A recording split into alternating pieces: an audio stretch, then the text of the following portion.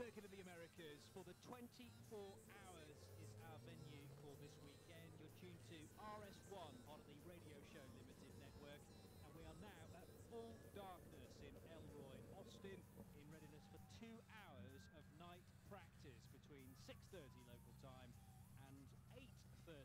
This is the last opportunity then for cars to get their practice done, to make sure they cycle through their drivers, to ensure that they've done enough running in the nighttime hours, and then we look forward to an overnight with a little bit of sleep before a 9 o'clock start for the first ever 24-hour race here at COTA. It's all live here on RS1.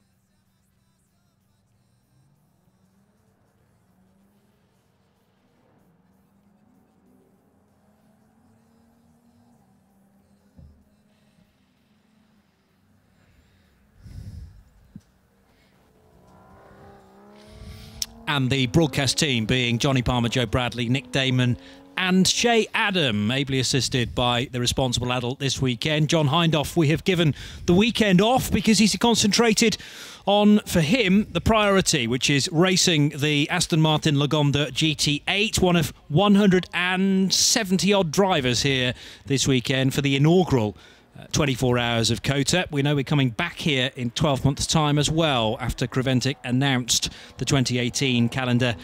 Last time we raced at Spa, which was the final race of the year in the European Championship. Remember, this initially was announced as a non-championship round, but the Championship of the Continents does mean there is a title up for grabs. You take your race result from Dubai way back in January, your best result from one of 5 European races held this year. So many people have actually managed to win races, including Herbert Motorsport, Hoffa Racing and Pro Sport Performance in the Europeans.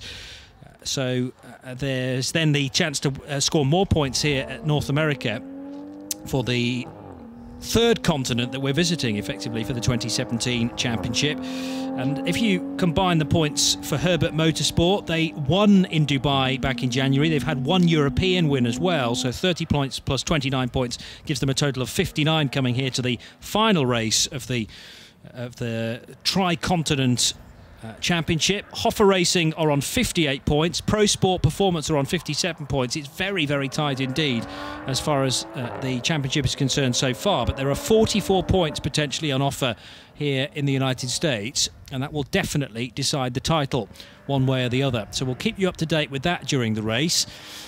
We'll also keep you up to date with the various classes that are in action this weekend. A6 AM, A6 Pro, SP3, SP2, the 991 class. We have TCRs, we have Class A2s, we have the Cup 1 division for the BMWs as well.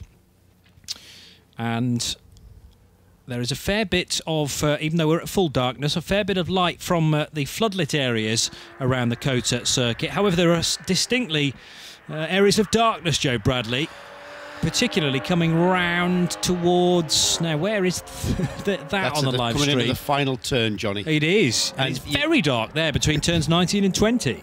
And as much as it's a learning experience for the drivers, it appears to be a learning experience for us commentators. I think it will be. Being able to distinguish where on the track these cars are. And as much as the drivers who have now learned exactly where the Circuit of the Americas goes and what corner sequence follows what corner sequence, it's all going to change because we've now got very minimal light. There are only very small areas of this circuit that has got any kind of illumination. The rest of it is pure darkness, and one of the main parts of this track out into the sequence of S-bends that form turns, well, you can include turn 2, I suppose, in that. Turns 2, 3, all the way through to 10 and down to the hairpin at 11 is in complete and utter darkness, and whatever illumination is there is just a bit of light bleeding from I do not know where, but certainly where we've got cars on the track now, and that's the I think the 908 car, or is it the 308 car, the Ultron Peugeot car now just going through 10 with just a small bit of floodlighting there, being able to denote and distinguish the part of the turn 11 which the car is turning into now. The apex is illuminated very, very slightly, car turning onto the back straight, and it is a long curving straight, curves slightly to the right, so not completely straight, and it's also got undulations in it.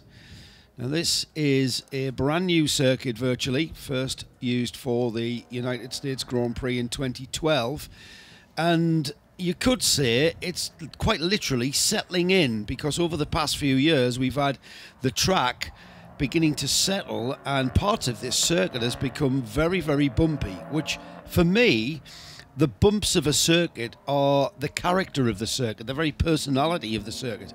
And you can look at a line drawing of a circuit and think, oh yeah, that's a left-hander followed by a right-hander. But until you actually drive round and see what the attitude of the car is through that said left-hander and right-hander, you don't know the circuit. You don't know the circuit's personality. And we can see, Johnny, by the TV shots that we've got being streamed for us now, just how cautious everyone's being on their outlaps, just finding out where those corners are. Because remember, some of these corners are over brows and your headlights pointing straight ahead, and when you're going uphill, those headlights are illuminating the sky, and it might not be where you want to be looking, it might not be where you're wanting to go exactly. So it's the reason why we have night practice, and now there are certain regulations that we bring into night practice, and the main one is that all the teams have to cycle their drivers through a minimum of 3 laps, and those 3 laps include the out lap and the in lap, which basically means when you leave the pits, you come past the pits twice and then come back into the pits and hand over to your teammate, and that's the crucial aspect of this session, what we're going to see. One of our 2 pit lane reporters, Shay Adam, has been here in the past when the World Endurance Championship and the IMSA Championship has been here as well. Remember, they used to share the same race meeting, effectively, and we had WEC into the night. And the World Endurance Championship, Shay remembers, used to bring some of their own extra lighting as well. So we don't have that this weekend, clearly. Let's get a little update from Shay, actually, who you can remember, I suppose back to 2016, wasn't it, Shay, when the WEC was here?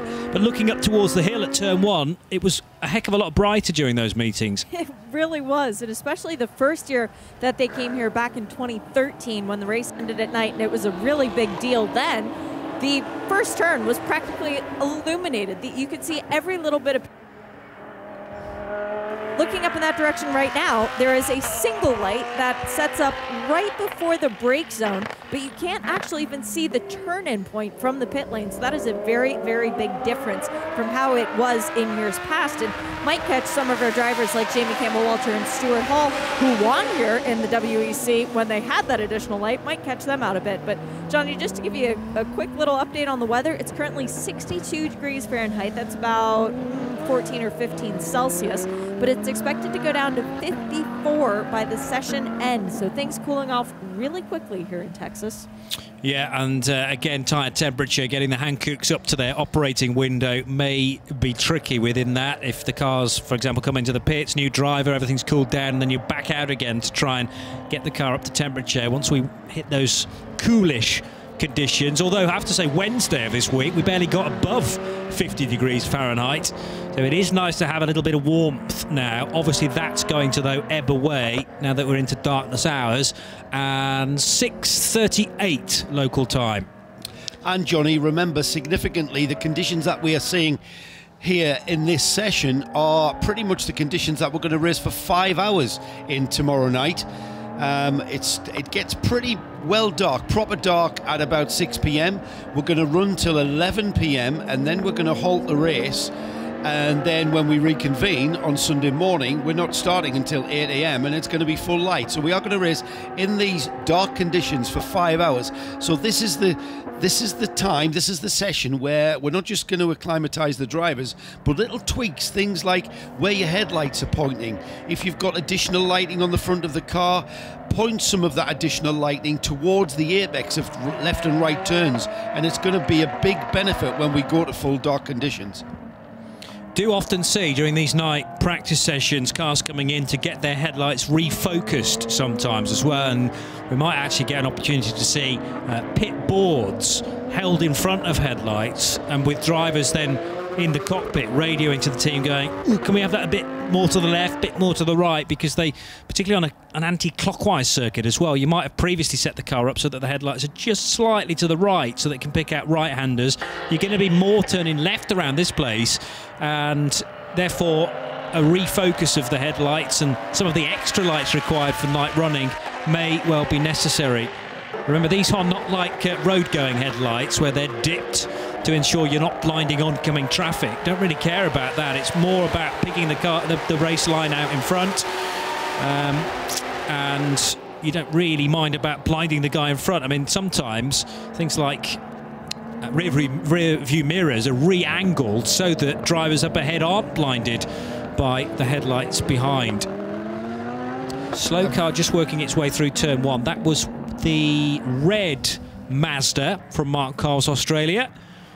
Looks like it's getting back up to speed now through this sweeping right-hander at turn 2. We've certainly got a very, very busy racetrack, and this will give all of our competitors a taste of what they're going to encounter tomorrow night when it's dark. And we mentioned, Johnny, that the sequence of corners between turns 2 through to 10, it's a very difficult section of track to accommodate and compromise your line, for instance, for other cars on the track at the time. It's not like you can just turn the steering wheel and move offline to accommodate a car beside you, and that's what we're seeing tonight. It's going to be even worse because in the light you can see that the car ahead of you is maybe a slower class, a Cup 1 class or an A2 runner, but what you're going to get in the nighttime period of this race are just lights. You don't know what's behind you, you don't know what car it is, you don't know what car you have in front of you, and it's going to be tricky, and the closing speeds are going to be a little bit different, and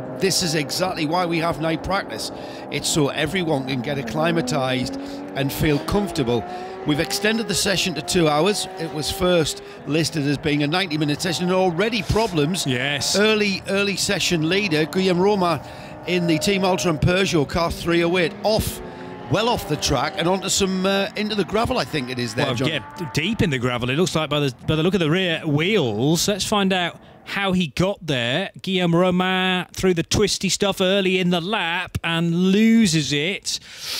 Maybe between 3 and 4, 4 and 5 perhaps, but there is a little bit of runoff. There's gravel as well, and the rear wheels deeply embedded into that gravel. It's actually the right-hand side that's gone into the stones. And turn 4, we've got a yellow flag, Johnny, so that'll be where it is. That's pretty much where we are. That the car's not going to get out of the gravel on its own, so covered by yellows at the moment. May need something more though to get the car out of the gravel. Whilst we assess what's required, let's get a word from Nick Damon in the pits. Well, if you were watching our fabulous qualifying show earlier, you'd have seen the 154, the BMW of QSR Racing School, have a strange incident. It got a knock on the front wheel, and the wheel then kind of exploded almost and threw itself off the side. Well, they have, I just had a chat with a very friendly mechanic who's told me it's absolutely fine. They fixed it. They're actually going to get the teammate out first, which is this car here, which is the 161. And then they're going to put a rough setup on the 154, make sure it works, and then he said,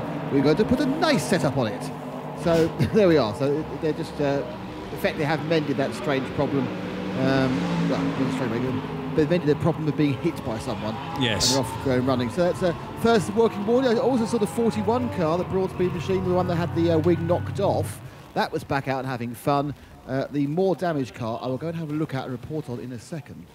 Thank you for that. I always favour a nice setup when it can be found. We are going code 60 in this night practice session, so session not technically being brought to a halt as we have had with red flags in qualifying. The time's going to continue to tick by. This may be the reason why we had red flags in qualifying and code 60 in practice, because red flags in qualifying meant that nobody had time taken from them. It meant the session was extended by about 20 minutes, but that meant that qualifying was still, or should still have been, an hour, effectively, with the red flags taken out of it. Here, obviously, the code 60 is eating into night practice, but it's less of a problem, I would say, with 2 hours to get their teeth into. Back to Nick. Yes, and Karen, continue my wrap-up of the walking wounded from previous sessions with the 40 machine with Ian James, one of the drivers, looking more positive. Yeah, hopefully we're going to get out here in about half an hour. Obviously had a little mishap in practice, but the boys at Brookspeed are always 100%, and I think we're going to make it out. Describe the mishap. Well, we went the wrong way around the corner and then we hit the barrier. So not me, somebody else, obviously, you know. Yeah. That's a good definition of mishap. I mean, obviously you've had some laps in the Cayman. Is it a good car around here? Yeah, it is. It's, you know, it does everything pretty good, you know. So we were pretty quick in the practice up until that point, and looking forward to a long race. I mean, what work do you have to do? We go out, make sure it's pointing in the same direction. Did you have a decent setup before the problem? Yeah, the setup was pretty good, so now we're just going to go out, just validate it, make sure everything is heading in the right direction, get everybody qualified at night, and then put it to bed for the night, I think. Best to. Thanks, Ian. Ian James from the 40 car, as a recovery pickup has now arrived on the scene of Guillaume Romain's off in the 308 Team Altron Peugeot. So, as I say, tow rope required. They're going to be a little bit careful here not to stress the suspension as it's towed out of the gravel. If they do it dead straight, should be fine. Stuart Hall, by the way, to the top of the times, did that just before the code 60, a 2:12.004. I didn't make a note of the pole time. Did we get... Oh, yeah, we were way quicker than that, weren't we? Something like a 2:06. Yeah. So 2:12 is the early offering. That was for Stuart Hall. I think that's virtually a sighting lap for our front runners so far, Johnny. And not significant. What is significant, the clock remains ticking, and that means we lose time in the session. And we might think, well, yeah, we've got 2 hours. But once we start eating into the clock with code 60s, we then lose time. It's no good. All right, you might think the having a driver going round and round under a code 60, yes, it will qualify him for doing his 3 laps, but you don't really want to do that. You want to give your guy at least a fighting chance of seeing what the conditions are like in the dark and in the night, so that when he does take over the car in the race tomorrow night, he's not going into a completely unknown world. You need to be able to go around here at racing speed, because things will come at you at a completely different rate than obviously at 60 k's. You're tuned to RS1, part of the Radio Show Limited network. It's Shay Adam and Nick Damon in the pits. Joe Bradley, Johnny Palmer here in the commentary booth overlooking pit lane in at ground level. And although the blinds are now drawn because we're staring out into darkness, in sound and vision, we had a little bit of bonus coverage earlier on today bringing you free practice. The Peugeot's out of the gravel though, Joe. Yes, but he's spreading gravel all over the track at turn 4. We dragged him out of the gravel trap, and invariably it's impossible to drag a car out of a gravel trap and not bring the gravel with him. And now as he's rejoined, you could see from the stream that the gravel was just pouring out and pretty much covering the whole of the track width through turn 4. So that gravel, we're going to have a lot of uncertain track condition through turns 4 and into 5, and probably on further as that car, the 308 Peugeot, continues to get rid of that gravel that he's picked up in the gravel trap. So I don't think there's anything we can do about that other than try and maybe clean the track up with a sweeper or something. But that's going to prolong this code 60. We're already 1 hour and 42 minutes to go. We've already had just coming up to 20 minutes of this session, and it feels, Johnny, as though 2 minutes ago we started, and here we are, almost 20 minutes in. Yes, and when you're trying to cycle through drivers to get a little bit of experience of the nighttime running, the time's going to disappear very quickly indeed. We caught a glimpse of the V8 Racing Corvette having some work done on it, and Nick Damon can update us with that, I reckon. Yeah, number 18 car, walk past it, and you see a car without a windscreen, and you do think that's reasonably serious. And of course, the removal of the windscreen is one of the things that they can do with these the Corvettes. It makes it look a lot more serious than it actually is. But they are working very deeply in the innards of the machine. There's several bits off. There's a computer connected. My guess it's an electrical problem. They're having a real look at the loom behind the steering wheel. 2 of the drivers are hanging around, so that's their bad news. I'm going to try and talk to one of them. It's Rick Albrecht. I will have a quick go at. Rick, what's the problem? I don't know.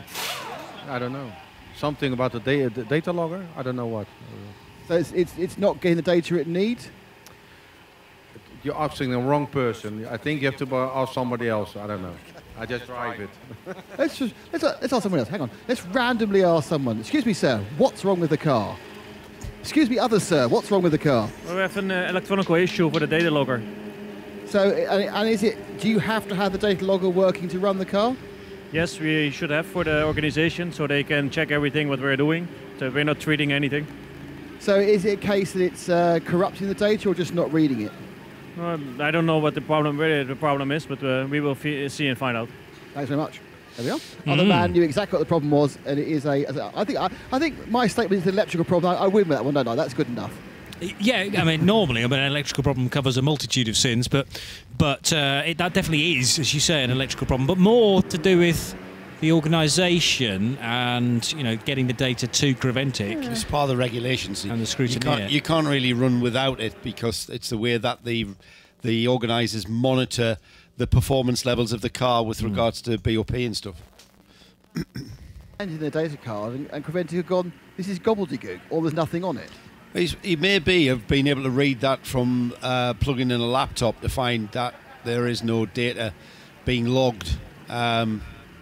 Again, Nick, it's a question to ask one of the team members. I think I wouldn't suggest that you did. I think they've answered your questions quite adequately. There's only so many questions you can ask about an SD card, isn't there, really? You know? Yeah, absolutely. But it just goes to show, doesn't it? Sometimes, you know, it's not actually a problem with your car. They could happily run round and do good times, but it's not within the regulations. It's something, I mean, it's almost like at Le Mans, for example, if your door number isn't illuminated in the dark, you know, your car's running fine, but as far as the regulations are concerned, it's illegal and needs to be sorted before it can be released back out onto track. So quite a lot of the car needs to be removed before they can get to where they want to be, including the windscreen. Just want to say a big good morning to Ryan Walker, who's tuned in and watching night practice. He's not at work until 5 p.m. tomorrow. It's already tomorrow where Ryan is. I believe he's in Scotland somewhere. So hello, Ryan. Good to have you along for the ride into night practice and into the small hours where you are. Just under an hour and 40 minutes of night practice, and hopefully with the corner workers sweeping the track, as I hope they would, having had a lot of gravel being put down when we dragged the 308 Peugeot out of the gravel trap. That car now in the pits to have a check over us to see. In fact, it's not just a check over to see if we've damaged anything. It's a check over to remove all that gravel. The last thing you want is for a gravel stone to get between a brake caliper and a brake disc, or a brake pad and a brake disc, because you can lose your brakes. You can really cause issues with that. So the team Ultron Peugeot team will be stripping the wheels off that car and taking off the under tray to get rid of every bit of residue of gravel trap that they can. A real mishmash of classes within the top 15 now, because we've got A6 cars, 991 cars, TCRs, SP2. I mean, in the top 10, I reckon there's something like 7 different classes represented, and that's mainly because we've only had 22 minutes of running, and probably the last 10 minutes has been code 60, so there hasn't been the opportunity to get the regular order in place. A reminder, if you weren't around for qualifying in our earlier session, that ran from 4:30 till 5:30. It was the Black Falcon number 3 car that took pole position, the car of Ben Keating, Kieran Blokemolen, Abdulaziz Al Faisal and Lucas Stoltz. Second fastest was the Manti Racing Porsche of Steve Smith, Randy Walls, Harry Procek and Dennis Olsen, with Dennis the quickest of those 4 drivers. Herbert Motorsport third fastest. The Daniel Alleman, Ralph Bone, Robert and Alfred Renauer repaired Herbert Motorsport car, and they had an issue with power steering in getting the right bits in time to get that repaired, but the pipes were located and fitted to the car, and it actually ended up being pretty fast towards the end of the session.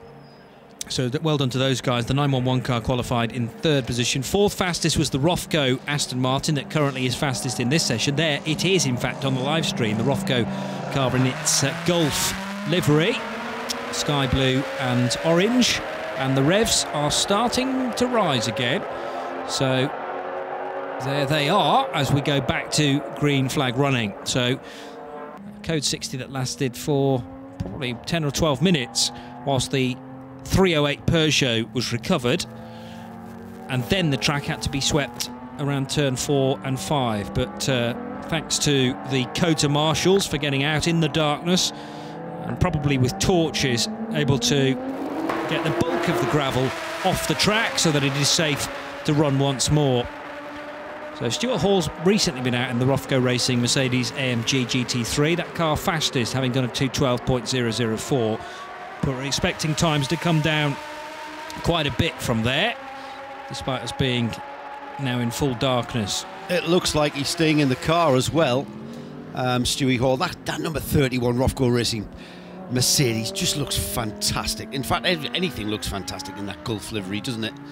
The pale blue and orange stripe there. Stewie Hall then at the front of the top of the timing screen with a 2:12.004. And down in the pits, Nick Damon is ready for another interview. Nick. Hello there, Joe. Yes, with a friend of the show, a man who I remember going to Petit Le Mans about 10 years ago when all he had was a baguette and a passport and no drive. And look at you now, driving for almost a works Mercedes. I did have a brown paper bag, didn't I? That's where my passport was. That's where you left it, with the paper. Yeah, Forgot. I think there was an apple in there as well, yeah. And look how you've changed. Yeah, I've aged well, haven't I? Some problems with the car at the moment. It seemed to have had quite a few niggling issues, would that be fair? Yeah, I mean, this whole sort of process is a test. They're just basically evaluating the car between HWA and AMG, and we're fortunate to be part of it.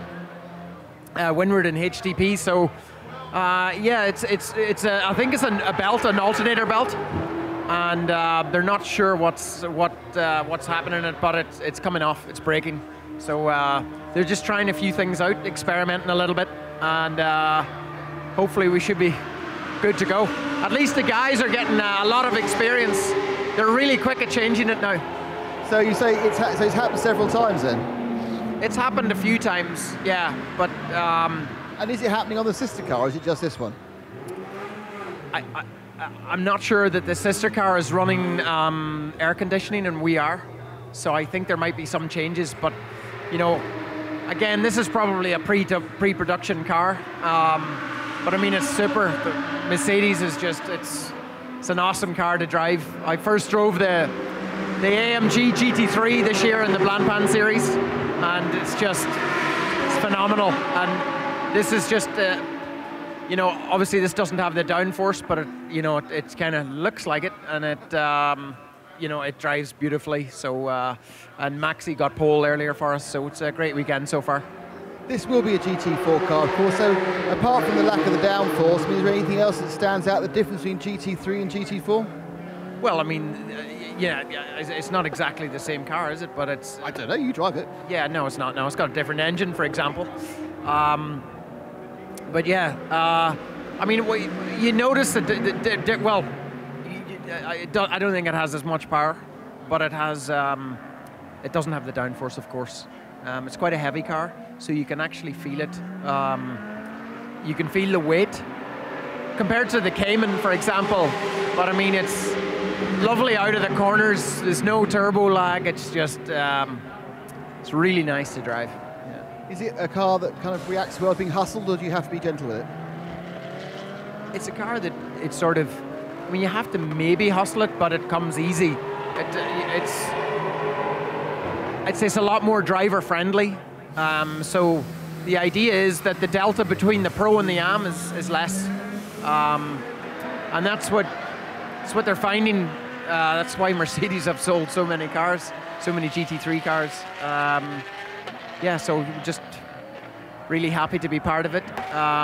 Fortunate for the opportunity with Windward, and looking forward to next year, because we've got 2 of these ordered, and we're going to be contesting the Continental Challenge with them. So yeah, looking forward to it. So the belt stays on. Have you got a decent setup for the race? Have you managed to get enough laps in with this kind of pre-production car to get it set well? Yeah, I mean, obviously they've done some running with it already, so it's nice. It was just a matter of sort of doing your usual sort of tweaks, you know, to the circuit specific. Yeah, we've changed it a little bit here and there, but no, it's you know, as I say, it's lovely to drive, and you know, just can't wait to. Don't want to get out of it. Dave, thanks very much, mate. Good stuff. And it's absolutely true that Damien Faulkner did turn up at Petit Le Mans with his passport in a paper bag to get a drive. He got a drive somewhere and then left his passport in the paper bag in the broadcast booth of Radio Le Mans. And, yes. And I took possession of that passport. Did you? And had him on tenterhooks all the way to passport control. That is very, very unlike you, Joe. He even made calls to the Irish embassy, if I remember rightly. He would have done the same, though, Faulkner. To you? Yes. Yes. Oh, yes. I think you're probably right. Yes. Damo is quite right. They do have a different engine. In the GTR, as it's called this weekend, the GTR SPX, it is a 4-litre V8 bi-turbo. That's twin turbo, isn't it? Yes.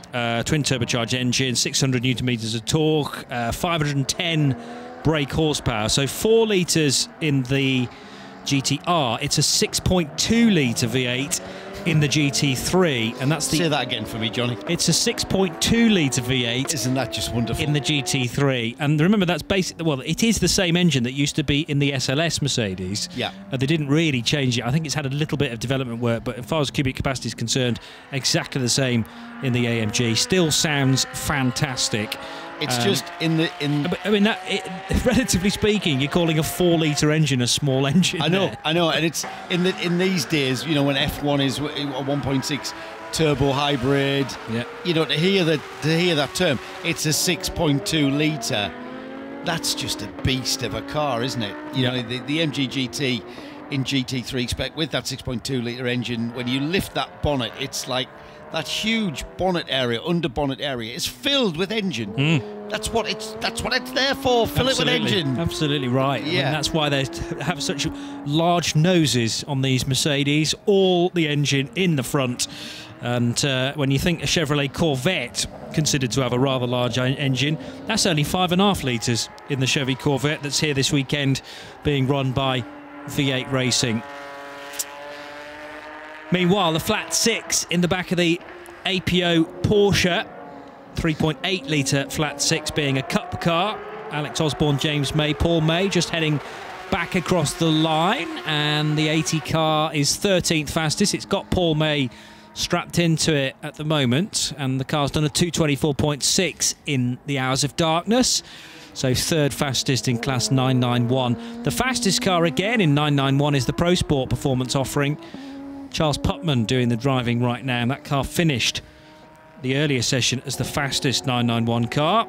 So that car due to start from 13th position on the grid tomorrow morning.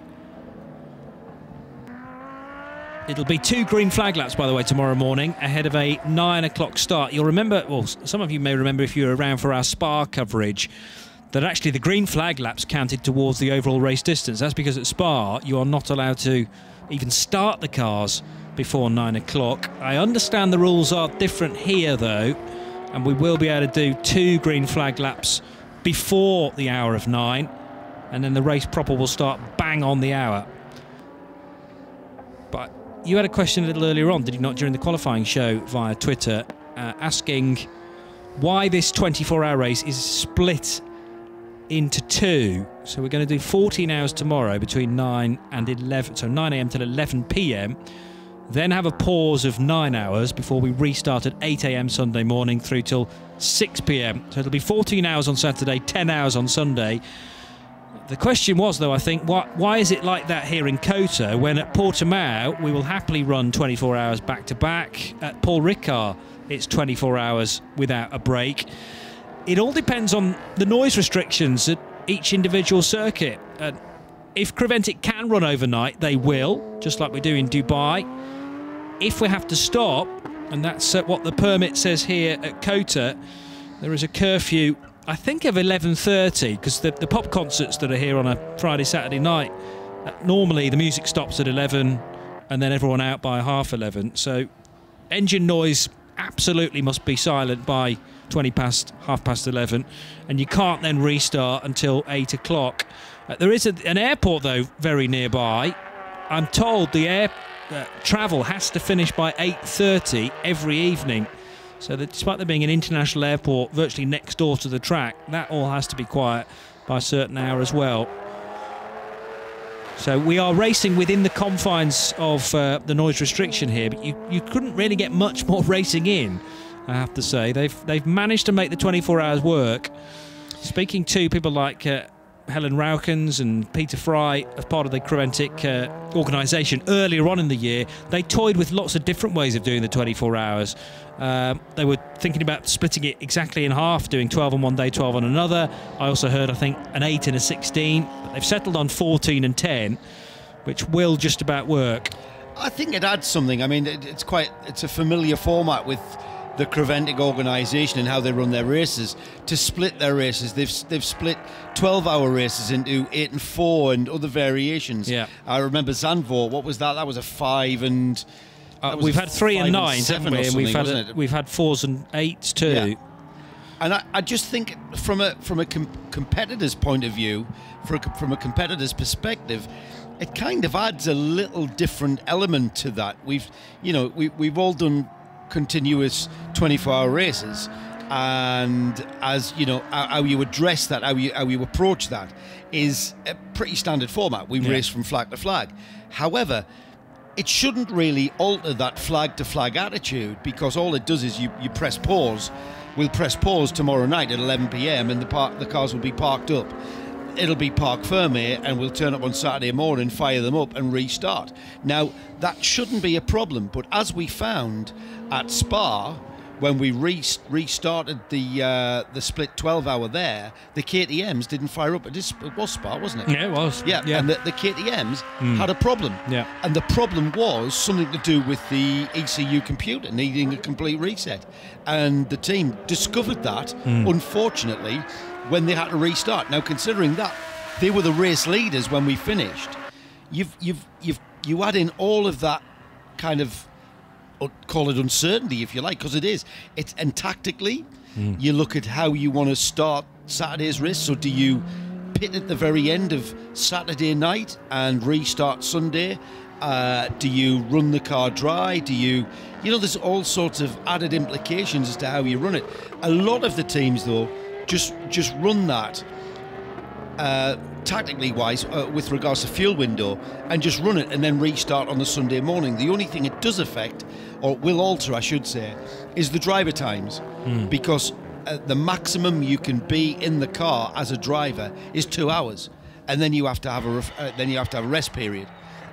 So that will, depending on where you are towards 11 p.m. tomorrow night, and that all depends on if we go green throughout the 14 hours, then you can pretty much back time that and be able to see where you are. But if we have a lot of code 60s and the like, then you're just going to have to see where you are and make that decision approaching the cut-off time. So for me, I kind of like it.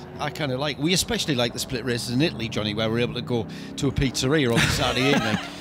We do, but that's just self-indulgence, really. Which is a very rare thing for you, generally. Absolutely. Here is Shay from the pits with an update on the 85. Pizzeria, oh, that sounds good. Yes, when the Pro Sport Performance Porsche comes into the pit lane, it will be Charlie Putman driving it, but it's a very interested party waiting for Joe Foster to get behind the wheel, because his mother is here at a Creventic race for the first time ever, cheering on her son, and is actually watching on the pit wall. Joe said he's never been at COTA in the night before. He's done track rentals and coaching. He's done a bit of racing here in the past, but nothing enough to make him feel comfortable to know where the track goes when the lights aren't on. And he was watching the big screens with me saying, wow, it's really dark out there, but it's okay, because his mother is watching over him, and she is here very excited to see her son race and try to get this Continent's Championship. Yeah, because Pro Sport very much in the reckoning to take this triple race championship, the triple race trophy, if you like, after a round in Asia, one race in Europe that you can pick. Well, you basically go for your best result through the course of 5 races, and Pro Sport, I believe, have 29 points to their name from at least one race. Yes, they do. So how can they do here in the final race of the year in the Championship of the Continents? So family backing for Joe Foster. I can't wait to hear Joe Foster, and hopefully Shea will accept this mission to be there when Joe comes in, because it's exactly what I was saying, Johnny. This is a different animal completely when it's dark. You think you know the circuit, but you're going to find out whether or not you do know the circuit. And you get it when you know a circuit, it kind of becomes muscle memory, and it's all about timing. And you get the timing right, the flow through the corners, the braking points, the turning in points. It all becomes a kind of a flow and a kind of a dance, really, a timing. And it's all about the timing, the way as the music plays. In the dark, that completely changes, of course. So it'll be interesting for Shea to grab a word with Joe and just get a guy who knows this place like the back of his hand in daytime, and just what his reflections, no kind of pun or link intended there, but what his reflections are about experiencing the circuit of the Americas in the night time, because it is a completely different animal. And you are going to have the distractions of light from cars behind you with the dazzling headlights. Sometimes you get, I suppose, traffic coming back towards you on other bits of the track as well, which can be a distraction. And there are pockets of light around this place. There's a real dark area coming out of 19 and into 20, and you would expect it to be a little brighter about to work your way onto the main straight, but I can barely pick out the corners through the final couple of left-handers. Quite bright there over the brow at 9, but then you lose the light entirely into the kink at 10, and then down to the braking area at turn 11. And it's so tricky when you've got a car up ahead of you as well. Have they seen you? Have they not? As the number 2 SP2 car darts up the inside of the VDS Racing Adventures Ford Focus. The 232 Aston Martin is back in the pits, this time in the hands of Paul Hollywood, who has done his 3 laps, obligatory 3 laps in this night practice. Andy Palmer has already completed his. Paul Hollywood now into the pits. He will hand over the wheel of the 232 to either John Hindhaugh or Peter Cate. I suspect John Hindhaugh will be next in the car, and then Peter Cate will finish the session. I think, talking to the team earlier, it may be that they may just park that car after they've taken in their 3 nighttime. The drivers have taken in their 3 nighttime laps. We'll see, but the 232 remains in the pits, while at the front of the timing screens in this nighttime session, it's being led by the number 911 Robert Renauer Herbert Porsche. That time 2 minutes 10.561. Heads the timing screens, but let's pop down to the pits and have a word with Nick Damon. Oh, have a word with Ross Gunn out of the 20 Aston Martin. Is that it for the day? Sorry? Is that it for the day? No, we're just making a few adjustments to the car. Just obviously in these conditions, it's so different to anything else we do. We need to make sure everything's right. So no, we'll be going back out with all the other 3 drivers. So I've done my lap time, my mandatory laps, and Tak, Jorge and Mark will be doing theirs soon. So obviously you're not changing the setup, are you? Just changing the way the lights work? What are you actually doing to it? Yeah, we're changing the lights constantly, but also the LED lights within the car.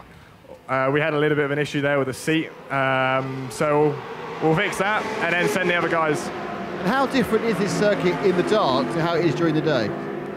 Very different. Obviously with the undulating parts of the circuit, it's quite hard to find your references, and also the boards, they're not very clear in terms of the 100, 150, 200. So I was just getting into the rhythm of that, but it's all okay. So the car's looking quite good. You've got quite a, how's the team gelling? It's kind of a very much a spec team in a spec environment. How are you working together as a team? Yeah, fine so far. I mean, we're all from different nationalities, so we're getting to know each other. But so far, we get on all really well. Ross, thank you very much. So, if you talk about weird light, interestingly, there are 2 big screens on the main grandstand opposite the pit lane. And when the cameraman show a car coming towards them, they get the TV screen is whited out by lights. They light up really brightly, and it makes you think there's a car coming behind you. It lights up the whole of the pit lane with these 2 big screens. Again, you see, distractions, and you will get these flashes of light from a peculiar angle. And not only, I suppose, will that spook you a little bit, but also just momentarily just disorientate you a little bit, and you might forget where you are on the circuit. There's the great tower here as well, which is an observatory tower, and that's illuminated in the American flag colours at night. Plenty of gravel just offline through turns 8 and 9 there. If you are joining us in sound and vision. You get a great view now of the tower, which is twinkling in the darkness. I'm not sure how many stories that is. Oh, somebody will be able to tell us how high that tower is. It's got a glass floor as well in areas. And I know people like Alan McNish during the WEC race earlier this year hates heights. Absolutely just does not like heights at all. And Louise Beckett tempted him out onto the very edge of that, which he really didn't enjoy. 70 metres. Would you guess that? Or have you just been told it was 70 metres? Might have been. Might have been. Yeah. Yes, we are. It's confirmed that it's 70 metres, so that's pretty high up. The 40 car is back out, according to Shea Adam. They've worked tremendously hard then on the Brookspeed Cayman. It's sitting on the pit apron right now. Pierre Kleinebing has just do a driver change, so I didn't see who got in because the headlights were illuminated too brightly. But it is in one piece, and as it pulls out in front of me, wow, it's a shiny new rear bumper. There's only a little bit of a dent on the left-hand front near where the fuel cap would normally be on a Porsche Cayman. And there's a little bit of scraping down the right-hand side, but other than that, she looks good to go. Well, that's, again, a tremendous bit of work done by the 40 crew, particularly considering the sister car in the Brookspeed International Motorsports or International Motors team. The 41 also needed some repair work. After that, left the track backwards at turn 17 and tried to make turn 18, but it was already off onto the runoff and unfortunately went backwards into the plastic barriers. But that car's been given a new rear wing and is running okay once again. On the subject of bi-turbos and twin turbos, Zach Evans has been in touch via Twitter to @BlackpoolJohnny and @Bradders3078 together with @Radio Le Mans. Not sure bi-turbo or twin turbo are the same thing. Doesn't bi-turbo imply sequential? You can get sequential turbos. One turbo deals with the lower rev range and the other one deals with the higher rev range, but I'm not sure how the Mercedes works. Maybe we can go back to Damo Faulkner or one of the other drivers that pilot the 84 car, or indeed the number 2 machine, to find out exactly which turbos are used on that very, very new Mercedes. But we're getting a glimpse now in sound and vision of the fueling area. As I say, it's anti-clockwise the direction you need to head through there, and there is a bit of a crossover point for cars heading in and cars heading out, which is being policed by at least one marshal at pit lane out. Let's get another update from Nick, who is still in the pit lane.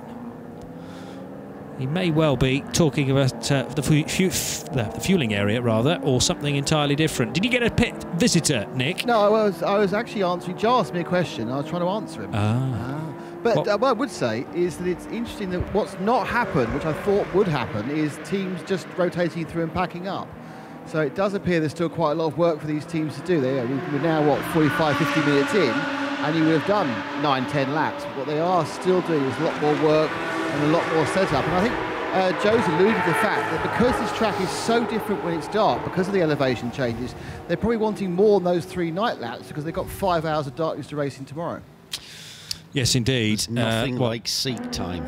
At least 5 hours, because if it goes to like 5:30, yeah, it's about 5 hours, isn't it? 5.5 hours. My understanding of bi-turbo is there are 2 turbos, one feeding cylinders 1 to 3, and the other bank of cylinders 4, 5, and 6. Right. So it's kind of, that's different to twin turbo. They're effectively the same, though, aren't they? Bi-turbo, twin turbo. Well, I thought they were. Sometimes they're called parallel twin turbos, but you can have parallel twin turbos, you can have sequential turbos. Nick knows a little about this too. You are right, there's 2 types, but twin turbo is basically when you've got 1 turbo per bank. Yes. Bi-turbo is when in some way you're trying to link the turbos together. Yes. So the typical way was to have a small, easy to rev up turbo, which would handle the low rev and low throttle openings without turbo lag. They have a big MF, which would then give you loads and loads of power. But even that's changed now with the ability to electrically spin the turbos. And of course, Watt, very famous car, had a supercharger and a turbocharger, because in those days the only way to get the low rev power was a supercharger. Did it race at Le Mans? No, but let me put this out to you. It comes from the parts of racing I'm supposed not to like. Oh, that being point to point on dirt, on tarmac, on snow type motorsport. Lancia Delta, Integrale. Fantastic. You know how Italian loving I am. A supercharger and a turbocharger. For that very reason. Not the ones you could buy, but the ones they used to race in the group rally. days. You mean, not race, rally? Well, no, because you could buy them and race them. You like them, really? That's true. You could park them on the drive and look good. Watch them rust. An Italian car that used to rust. Mine. Thank you. 3 abreast down the back straight there, with a TCR car being overtaken by the APO Sport number 80 car from class 991, and overtaking both of them was a GT3 machine. That was fun to watch, out of turn 11, and then into the darkness. Braking area at turn 12 sort of illuminated, but again, nowhere near to the extent that it was for the World Endurance Championship races of the past that used to run into the night.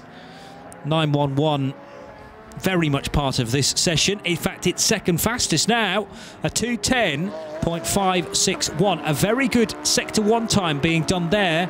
Oh no, that was an in-lap for Ross Gunn, and we've spoken to Ross from the Delatore Racing crew. So I just wanted to put my mind to rest, Johnny. Okay. So with the power of the internet. Yes. Oh, we got. But before that, let's go to Nick Damon. Not for more information on bi-turbos, but for an interview with, I believe, Christian Frankenhout. Indeed it is, from the number 1 car. Go ahead. Christian's only taken 2 hours to talk to you. First of all, congratulations on taking pole in the M class. Well, it's not really pole in the M class, because we're driving in the Pro class, so... You're in the Pro class now, you? Yeah. Was that deliberate, or because you went too fast in qualifying? No, it was deliberate. Because now... if you see in the championship or with the points you get this race, it's only A6 is combined. So it's not you get separate points for A6M or A6 Pro. And then to drive A6 Pro is the fastest way. So then we decide, okay, we just do A6 Pro. Does that mean you and Kenneth can do more hours? Yes. So that's also that's why with that calculation we see, okay, then it's more favorable for us to get more in front. Okay, it's to beat the really top guys, it's hard, but okay, we will try and see how far we can go. At the start of this night session, you went out and did a number of laps, more than you would needed to have done just to do the qualifying. What were you trying to achieve at the start of the session? But now with the night, I just did the 2 laps. It took a long time. Yeah, we just started. We were all having like dinner, but like they said, okay, Kenneth will start, and I was the last one, so I was just still eating. Hey, what are you doing here? Yeah, so I said, okay, I'm eating because I'm the last one. No, you're the first one now. So I said, okay, but just let me finish my dinner first and then we go out. Okay. We have time, in 2 hours it's time enough, so. That's fine anyway. So how is the car handling? Are you happy with the way it's going around the circuit? Yeah. Because we decided really late to go in the Pro class. So, and normally if we're in M class, you didn't have to push like 110%. So now with 110%, even the car is easier to drive than if you go slower. So for sure the first part, it's really fast, but you use a lot of aero. So we changed a little bit on the car that we use it a little bit more. So, but I'm happy with how the car is now. Now all us Creventic fans know the normal 5 drive this team, but you've made a substitution, you've got a change in. Jörg Wiebern comes in. What's the thinking behind that? Well, nothing really. We had a spot left. It's different because now we are at car collection. That's the car, but even also the car is from car collection. So we changed a little bit in the drivers, and Jörg really wanted to drive with us. So we said, okay, no problem. And is he quick? Yeah, he's quick. He's a good driver. He's a really good amateur driver as well, so good to have him in the team, and probably he will drive a little bit more as well, and we see where we stand at the end. Best luck. Thanks, Christian. Thanks.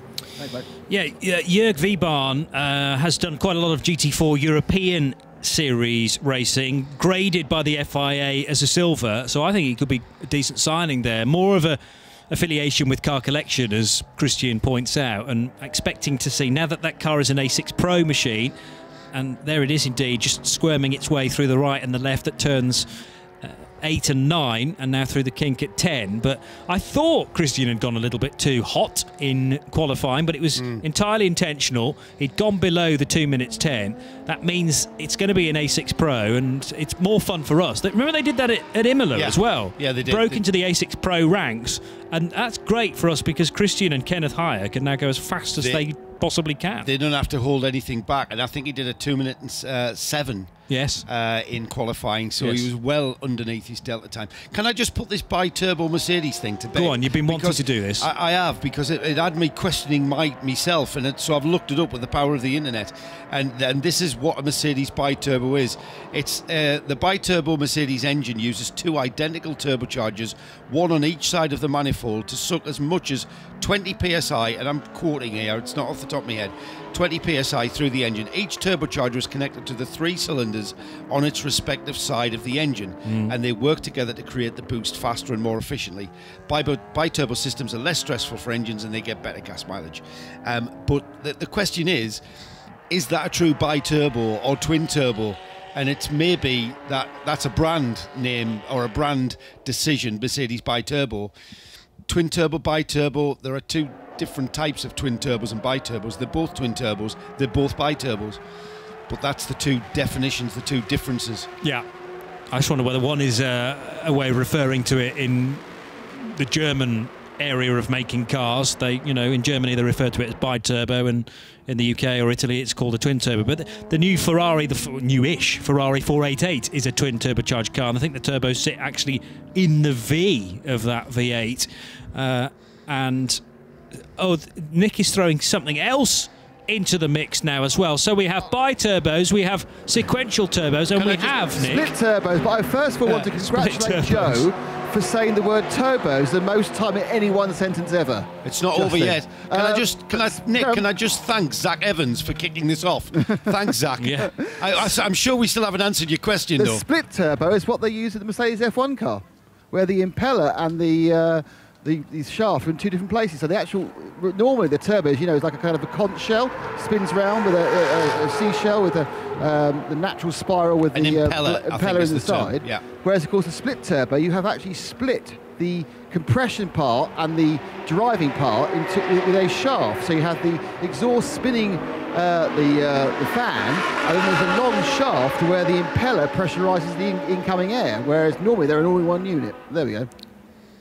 have you ever seen the film Turbo about a snail? It's brilliant. Yes. Well, it's better than Driven. Yes, that's not a high benchmark though, Nick. No, that's true. And Turbo is well worth watching. He's fast, they're furious. A snail winning the Indy 500. Hang on, Really? what? It doesn't really bear a lot of study as far as accuracy is concerned. Sorry, I'm talking about Driven, not Turbo, which is much more accurate. It is actually very accurate, isn't it? The 40 car, Nick's going the wrong way down the pit lane, I've noticed. Yeah, under human power, I think what's happened is they've had to push it back. The scrutineering is at pit in. So my guess is they fiddled with it so much they're not sure if it's still in regulation when they've replaced effectively the whole rear end after the caving in it got during the additional practice session this morning. So that's going back for a quick check, make sure it still weighs the right amount, make sure it's still oil intolerance. Now they can drive it round on it. Well, there it goes. We're in sound and vision on the Radio Show Limited network for the first ever 24 hours of COTA. Not quite reached the race yet. This is night practice laps on RS1. And we've very nearly had 1 hour of our 2 for the 3rd session today. Well, 4th technically, because we had an open session earlier on today. Then the meeting proper started at 2 o'clock this afternoon local time with an hour and a half of free practice. There was then an hour of qualifying, clinging on to the daylight hours, and then into night practice. That started, as I say, 57 minutes ago, with still an hour and 2 to go. And people getting gradually more and more used to the lack of light in places. The definitely glaring light on the main straight. As Nick Damon correctly points out, the 2 screens really do illuminate the track on the main start and finish straight over the grid hatchings. And I'm delighted to say that the door numbers are illuminated around this place as well. I've only just noticed that. So we will be able to pick out car numbers the good thing about floodlights on a racetrack is you can use shadows to use as reference points and braking points. Unlike the sun, which changes. Never use a shadow for a braking point. Yeah, they do have a habit of changing through the course of the day, particularly on Saturday, where we've got 14 hours of racing. Or if you race in England, it's very rare you see shadows. The sky's always grey. Yes, that's a very good point too. So, distinct lack of light at the far end of the circuit, where the track goes downhill through 10 and into the hard braking area at 11. The track drops away from the cars just briefly after 11 as well, before it climbs very slightly. There is just a gentle arc to the right down that straight as well, underneath the advertising bridge, and the giant grandstand that faces you as you set the car up and slow it for turn 12.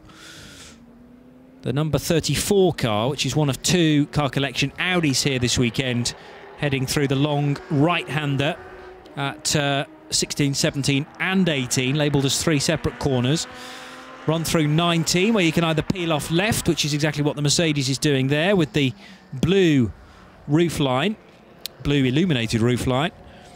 So that car deciding to come in. In fact, of the 3 cars that are so far quickest in night practice, we've got all of them in the pit lane at the moment. The 911 car, in fact, being fuelled. That's the Herbert Motorsport Porsche. Dennis Olsen's brought the Manthey Racing car in. And this is the 214 Mazda 3 from Mark Cars Australia. Interior light on as well for driver installed in 214. So that's the left-hand drive variety of Mazda. We also have just ahead of it, actually, the right-hand drive car. That was Malcolm Nile giving us the thumbs up there, Johnny. Just taking that car out now should show us as an outlap in that number 214. Currently 12th overall and leading the SP2 class in this, the night practice session. 2 minutes 18.3 in difference to a 2 minute 18.7 for the second car in SP2, and that happens to be the number 2. The Black Falcon AMG test team, GT4 Mercedes AMG. Gabriel Piana at the wheel of the number 2 in second place. Both of those cars in SP2 now in the fueling station. And behind them in 14th place overall, currently sat in the pits at the moment, is the number 85 Pro Sport Performance, currently second in the 991 class, in difference to the leading 991 class leader at the moment, James May, at the wheel of the number 80 AP Sport Porsche, currently 11th overall. Might be an idea to mention our A2 class. Fastest in qualifying was the number 177, the Team Eva Solo Janssen Peugeot RCZ was the quickest of our A2 runners. Only 3 cars in the A2 class, unfortunately. The other 2 being the THRW Honda Racing Honda Civics. And those cars at the moment down in 35th and 36th place in A2. So A2 is going to be a race of attrition with only 3 in the class. You're going to have a good chance of being on the podium, I think, Johnny, if you can get to the finish. Yes, that's true. I just wonder whether some of the A2 cars may be targeting other classes to have a duel with. The problem is you've got the 3-litre BMWs in the Cup 1 class, which will probably be quicker, and quite a bit quicker than Class A2. The Beamers also have a bi-turbo on board, or a twin turbo, whatever you want to call it. Sure, no, we've moved on. We've moved on from that. Please. So 3-litre twin turbos with the BMWs. The TCRs are supercharged with their either 2-litre or 1600s. A2, you have to have a petrol engine, and it's up to 2-litre or up to 1650 if it's supercharged. So yeah, maybe a chance of keeping up with some of the TCRs, actually, for those Hondas. We've never seen it so far, Johnny. Okay, so they'll be hoping for a bit of bad luck maybe for the TCRs, just to hold them back a little bit. I think they're undertied. To put it into context that you'll be familiar with, it's like a Clio Cup car keeping up with one of those TCR Seats. Okay. Yeah. Yeah, it's a fair point. The Peugeot's quite a swift car, but I don't know. We'll wait and see. It'd be nice to have like a 7-car class rather than a 4 and a 3. Yeah, I know, but there would be. But yeah, I know, wishful thinking. I know it is. Your heart's in the right place, but it wasn't quite going to work. Saw it in a cartoon once, thought it might work. It didn't. Corvette's got a windscreen now, and it's well, I assume it has. It's difficult to tell in the darkness, but it's going round at speed, so you would hope that the driver is protected now by a windshield, as we should say in this part of the world. And that data logger issue has been rectified, because that's the issue that's been keeping that car in the pits. A data logger problem. The regulations have it that the data logger must be working, and the car can be running sweet, engine-wise, gearbox-wise, everything-wise, but if the data logger is not working, then you can't take part. And thankfully the Corvette is now out on track, so that indicates that it is indeed the data logger has been rectified. Improved time for Lucas Stoltz in the Black Falcon Mercedes. That's the GT3 variety, car number 3. It's up to 4th fastest now, so Lucas done a 2:10.657 and is only 96 thousandths of a second slower than Alfred Renauer's time in the Herbert Motorsport car. The 18 car, with plenty of time to find then, it is currently 15th fastest, having done a 2:18.9. It's an A6 AM car, bouncing its way out of turn 9, and currently has Alex von Toff at the wheel. So it's 3rd fastest in class, and needs to find, well, 5 seconds actually to be up with the 34 car and the best. No, that's not quite the quickest A6 time, is it? Kenneth Heyer, because they haven't changed the class, therefore, for the number 1 car. We know that will be run in A6 AM. The 20 car is still an AM car, to my knowledge. The De La Torre Racing Aston, and that now has Tak Sung Kim, the South Korean, at the wheel. A little more from Nick Damon down in the pits. Can you hear me? Yes. Right, we're going to do a fueling report. Interesting, the radio works further than the camera does. We're walking up here going, yeah. So we come up to where the entrance is, and you can see a couple of cars going past now into the fueling area. This is the 40 that's past its scrutiny. He'll crawl down this little row of cones. You can see there's pit exit just to his right. The man in the well-lit fireman's kind of suit, really, there waves him through. And he goes round the back of the the small building. It's actually the medical centre. He goes round the back of the medical centre. We can't look round the corner because the RF reception of the camera goes. So he'll turn. Oh, and look, here comes number 10 sweeping out across the line. So he, as you can see, the number 10 came right across the input for the number 40. So the 40 would have had to wait, and there is a wait point and a wait marshal if the 10 have been leaving. So there is absolutely priority to the car that leaves. That's very important to know. And then the Mercedes came through that, but the whole process, they had to go very, very slow. Maximum speed is 20 kilometres an hour, and actually it's happening now. The 118's being stopped, and the 3 crosses him as he goes. I'm not sure you can see this because of the RF, but that actually happened on screen there. They actually stopped it. So it is a priority to cars leaving the fueling station. That worked perfectly on the live stream. We saw all of that, so thank you. That was perfect, wasn't it? That was as if... I'm not sure that's possible, but I know what you mean. Hang on. What? If I'm involved, it's always beyond perfect. You know that. It's the other way, generally, I think. Fair enough. Below 96%. That's what he aims for. I know, no. 20%. 20% he generally aims for when he drives a car, at least. Yeah, that was brilliant. That reminded me of sort of figure of 8 racing. Yes. Where you got a car from left to right and a car from right to left, but clear priority for the car leaving the fueling area. I love the big American fire truck, which is parked very, very close as well. Hopefully that won't be needed, but reminds us that we're here in Texas and set to enjoy the first ever 24-hour race round this place, the Circuit of the Americas. Engine 22 from the Kyle Fire Department. If you, there it is there, and also with what we're picking up there, I know absolutely nothing about American fire trucks, but that's the Kyle. Is that the Kyle County or Kyle Town State Fire Department, Engine 22?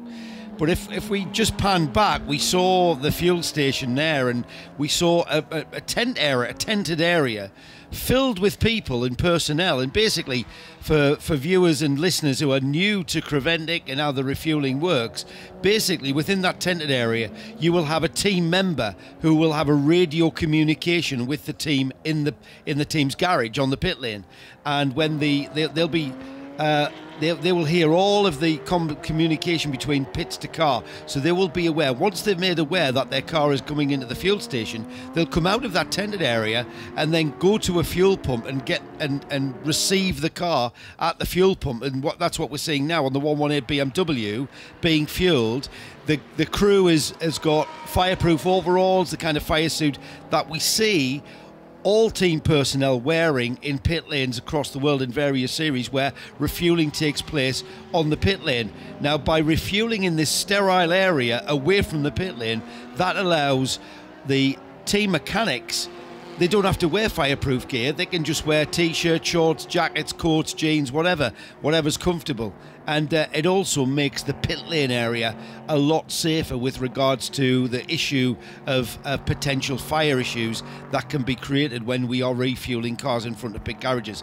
And the main reason why we do this in Creventic is to so that the teams don't have to purchase and be equipped with what is very, very expensive, with quick fill fueling systems, the very cheapest of which are expensive. And so that negates a vast cost of not just owning them, but also shipping them. They take up a lot of room. You've seen the refueling rigs, the kind of things we see in IMSA and World Endurance Championships. And you can imagine if that cost was then put across this kind of racing, it's not about that. It's about everyone having serious fun, serious and intense fun. And if everyone goes away from this weekend of having a great race, we all take it seriously, the teams and the drivers take it seriously, but they've got to enjoy it as well. I just like the fact that Creventic kind of organise everything for you. They get the car to the track in the container, they get the fuel sorted so you don't have to worry about bringing your own kit, and it's just a matter of, getting drivers and team members in the right place at the right time, and everything else is left to the organisers. It's and great value for money as well. I reckon that Kyle Fire Department engine has travelled about 30 miles to be, 27 miles to be with us. So it's to be exact. Well done, Johnny. Thank you. It is definitely an Austin engine, but I thought it might be a bit closer than that. So well done to all involved there. I'm sure they'll be staying locally. And probably not a usual thing that they have to deal with watching a motor race. There may be that they are familiar with being at the Being at COTA, yes, true. And for some big meetings, MotoGP visits this place, World Endurance Championship, clearly the Formula One Championship as well. In the past, it's had things like V8 supercars from Australia as well. And now Creventic as part of the calendar. And even before we've had the first ever 24-hour race here in Texas, we know for a fact we're coming back here in 2018. Dennis Olsen, a little while ago, got the 13 car as the fastest machine round here in night practice. So Manthey Racing topped the times. Nicola Manassian back in the Rothko Racing Mercedes. He's just heading over the rise and into the kink at turn 10. And we can go to the pit lane once again and get an update from Shay, Adam.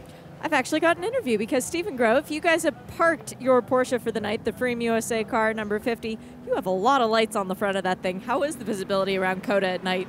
Yeah, visibility is excellent. The back straight's a bit hard with the breaker markers to try and see them on the wall, but the rest of the circuit's fantastic. And it's just making sure that we can get our eyes right and we can get the car right so we know what we expect tomorrow night. So it's really good. It's a long journey for you to come on all the way over here. What was it about this race that drew you guys in? Yeah, listen, it was just to come and do something different, do a 24-hour. Takes about 14 hours to get here and then 14 hours back, so it's nearly the distance of the race. So, yeah, it's really good to come to a great circle like this. We love coming to America, so it's fantastic. You've brought your son Brenton with you along. He's done some racing back in Australia, but you're not letting him drive this weekend. That's torture for the young guy, but you're making him learn your data and stuff, right? You're planning to race with him more in the future. Yeah, we definitely are. He was really hoping I'd get sick so he could take over, but that didn't happen, so I was quite happy with that. But yeah, we do the 12-hour together this year. Next year at Bathurst, and then he's got Carrera Cup coming up, and he'll get more and more time. So yeah, it should be good for him. Driving this car with some fellow Aussies, it's got to be pretty cool representing up here in the US. Yeah, listen, it's great. I mean, I've done a fair bit of overseas stuff this year, and to represent Australia is fantastic. You know, we have a bit of fun. We put a bit of competitiveness against each, the other teams. So it's a bit of fun. But yeah, it's good. I love coming and doing it. Well, you've got a couple of wins at the Bathurst 12 hours, so you should put those together and get one at the 24, right? Good luck this week. Well, it's a lot different. You know, I've only ever done 12 hours at 24, just looking at the times we're going to spend in the car tomorrow and planning it out. Wow, yeah, it's two 12 hours. That's a big effort. You can do it. Good luck. Thanks very much. Appreciate it. I suppose there is the benefit of it being split, so you can kind of focus on it being a 14 hours and then a 10 hours, but across 2 days. This point was being made to me a little earlier today. Actually, the fact that it's split and you've got 9 hours in between of downtime, you know, the time that the footprint of racing from 9 a.m. on one day through till 6 p.m. the following day is actually greater than Le Mans. I know you get that bit in between, but the time that you're applying to this race and have to sort of be focused is a greater period.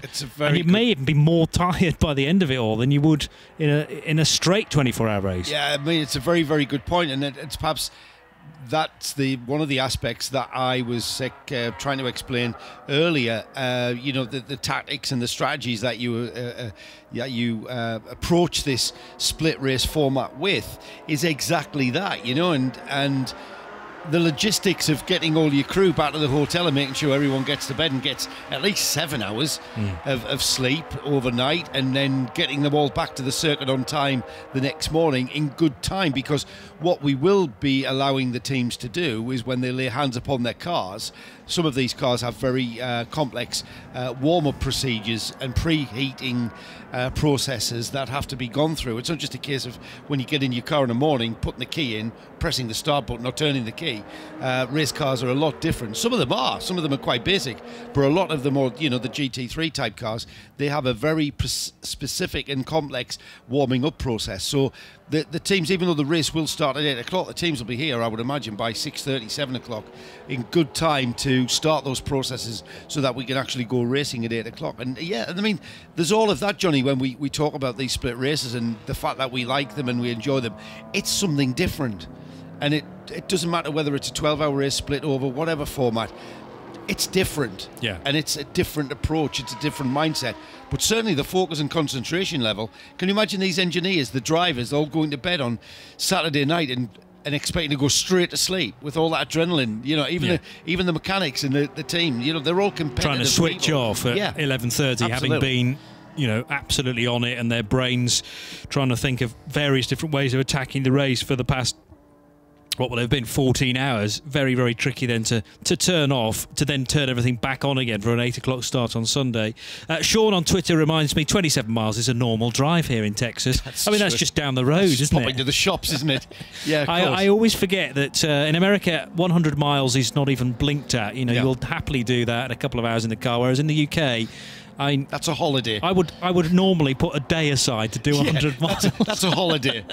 I've got to be holidays. Where you going? Oh, it's 100 miles away. Oh, that's that's a heck of a distance away. Yeah. To I don't know, Western-super-Mare from the Midlands, where I live. Yes, I know. It's culturally, I need to get back into the mindset of Texas, the second largest state. Shay, say that again. Sorry. 100 miles takes an hour and. An hour and 15? 1-5? Yes, because there is a highway in Texas where the speed limit is 80 miles an hour, 80. So if you think about breaking that up, it's an hour and 15 minutes. That's nothing. That really is nothing, it's a valid I suppose. Point. It's a very valid point. Says the Floridian. We were on that highway the other day, 80 mile an hour speed limit. Is that the 35? I'm not sure. Okay. It definitely said 80. Yeah. I've seen 75, and I'm sure 80 as well. The old Dodge Grand Caravan didn't know it was born. No. I mean, it takes a good... Of that hour and 15 minutes, it takes about 10 minits to get up to 80. But once it's there, it's happy. And you could feel the aerodynamics kicking in. The DRS? The brick-like aerodynamics. Yes. Goes through the air like a it's a pretty car, though. Austin Mini.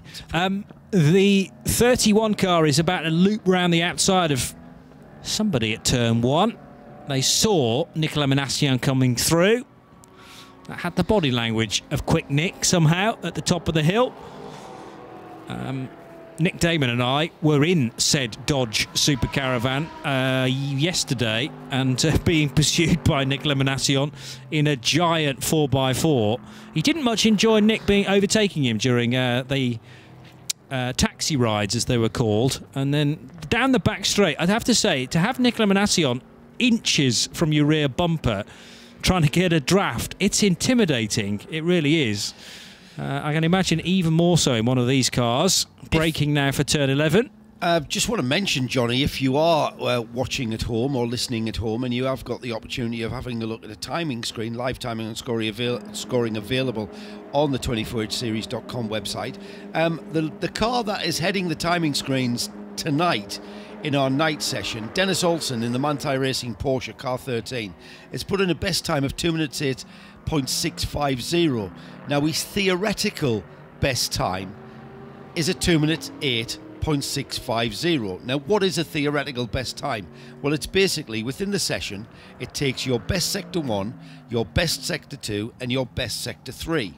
And you put them together, and that is your theoretical perfect lap. And you may not have done them on the same lap, of course. That's right, of course. It may not be. It's from whatever it is in the session. Now, considering he's done 15 laps, his best sectors 1, 2 and 3 have all come on the same lap, which has given him his fastest lap. And it's very rare you do see that. For instance, the car in second place, Nick Manassian, at the wheel of the number 31 Rofco Racing Mercedes, his time of a 2 minute 9.426, and his theoretical, or that car's theoretical best time, is a 2 minute 9.253. So you see, that's more common that you see that. So it's very rare. I was seeing that tonight with Dennis Olsen, the Norwegian driver at the wheel of the Manthey Racing Porsche, and they've been at the top of that screen all week. Take heed of Joe's point that it's the car's best sectors as well. So actually, for 31, for example, the best sector 1 time may have been set by Stuart Hall. The best sector 2 time might have been set by Jamie Campbell-Walter. The best sector 3 time might have been set by Manassian. If you could bolt them all together, that car is capable of a 209.2, but it hasn't quite got there yet. With Manassian at the wheel, he's somewhere in the middle sector now. Alfred Renauer last out in the Herbert Motorsport Porsche. That car third fastest, but it's not circulating at the moment. It's in the pit lane. Lucas Stoltz back out in the Black Falcon Mercedes. Kenneth Heyer being fuelled in his Hoffa Racing Mercedes. And it's Jorge De La Torre in the De La Torre Racing Aston Martin car 20 getting used to the darkness as well. Leading car in SP3 at the moment is currently in 22nd place overall, and it's the 232 Aston Martin, the GT8 Aston Martin. Peter Kate was the driver that put in that quickest time of that car session this evening, but all we've seen the 232 team do is cycle their drivers through their 3 obligatory qualification laps in the nighttime session, and then that car's remained in the pits. And it'll be interesting to find out if that is indeed the team's intention, is to now put the car up on the jacks and get it set up and readied for and prepped for tomorrow morning's start of the race. Under just coming towards 38 minutes remaining in the session, and I would think that's exactly what they're going to do. Seems wise. I don't think we've had any more Code 60 since I last told you about the time. No, it's still just the 10.5 minutes that we had quite early on in this session, and unlike in qualifying, we didn't have red flags. The time continued to tick away whilst the 308 Peugeot was recovered from the track, but otherwise some decent running at night for everybody. The 118 car in its all-white livery. There are a number of all-white Porsches and BMWs that it will be our challenge to try and tell apart. The JR Motorsport machines carrying, well, quite a bit of sponsorship, but not too much of different colours in terms of their livery. But one is an M3 and one is the E90, I think I'm right in saying. So one is the 114 car, yeah, the M3 F80 Endurance of Martin Lanting, Bob Herbert, Patrick van Gabeke and Dan Meyer. So 3 Dutchmen and a Belgian in that BMW. And then the other JR Motorsport car, also from the Netherlands, is the 118 car, which is the BMW E90. But they're both all white, and therefore tricky to tell apart when you get a head-on shot of perhaps the cars coming in to turn 11. There's the Winwood Racing HTP Motorsport number 84 Merck towards the end of the lap, getting caught up in traffic. This is a good example of how slowing it can be when you're caught behind some cars in the other classes. Just heading up to the 3 corners in a row, the right-hander, right underneath the tower at that point and past the giant grandstand. That 70-metre tower, did we say? Yes. How many floors did we see? It wasn't. I don't know whether I said any floors. It might be 22. 22 floors. Yeah, 22 stories. Okay. I found that out. Sorry, we should take a walk up there at some point. Really? When? Why? Why is the question? Well, one, I hate heights. Do you? I'm not afraid of them, but it's not really. I'm not. You know. You wouldn't go seeking them out. No. And then, of course, when you get there, you got to walk the floor back beneath down. you is. Well, you got to get walked back down. Yeah. The floor beneath you is glass, though.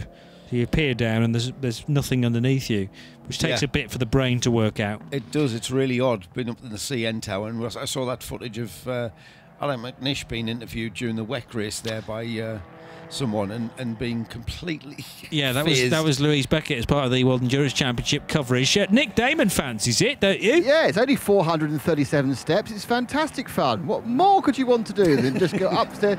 I mean, we take the lift up the 2 floors for the hotel. Yeah, that's a good point. You know, I'm only 1 floor and I take it. I got tired getting on the high chair at the restaurant yesterday. That's not a high chair for a 3-year-old, it's just a stool. Then again, it could be a 3-year-old, who knows? Yes, I think possibly you are very much thinking big there, Johnny, about our ability to. We might be social climbers, but we're certainly not stair climbers. Actual climbers. It's not like you're going to have time to do it, Johnny. If you're going to do it, you're going to have to do it tonight when we finish this night session. Yeah. I'll see you in the morning. There's food to be had, isn't there? And refreshment possibly later too. I don't know. Seeing as I've made the 4,500 mile trip here, I fancied it. But if you're not game, then I might have to pass. We're back here. We should be back here in 12 months' time. Maybe I'll convince you then. Yeah, come out a day early. I'll just decline just to recover it. Yeah, that extra day will give you the I have an interview for you. Oh, okay, Nick. I just decided my job rather than just bitching interrupt this. Yes. Yes, by all means. I'm with. I'm doing this. I'm going to get the name right as well. I'm with John Louis Jesper from the number 10, the Lamborghini Super Trofeo. How is the Lamborghini now? It's in A6 mode rather than Super Trofeo mode. So, how is the Lamborghini handling? Actually, the Lamborghini is quite fast on the straights. In the corners, we are still struggling because in the zigzags, the GT3 cars have much more downforce, and we have to fight more with the car. But at all, the car is really good here, and I think we're competitive compared to the GT3s.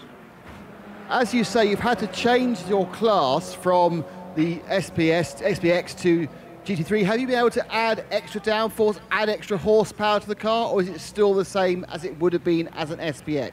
It's still the same like an SPX. We only got... Actually, it's the same car. We didn't change anything. It's the same car like in the Super Trofeo. So we could not add anything, and yeah. So lap time-wise, you're a bit stuck. Yeah, from the lap time, we're under 2:10 now, so we have to see how we end up, if we can start in the AM or in the Pro class. But I think at all, we're about 1.5, 2 seconds slower than the GT3 cars, and we are happy with that, with this car. So, yeah. Thank you very much. Thanks a lot. So there you are. It's not that far off. And in fact, sure, if it's doing 2:10, it's too fast to be an AM, isn't it? 2:10 is the target time.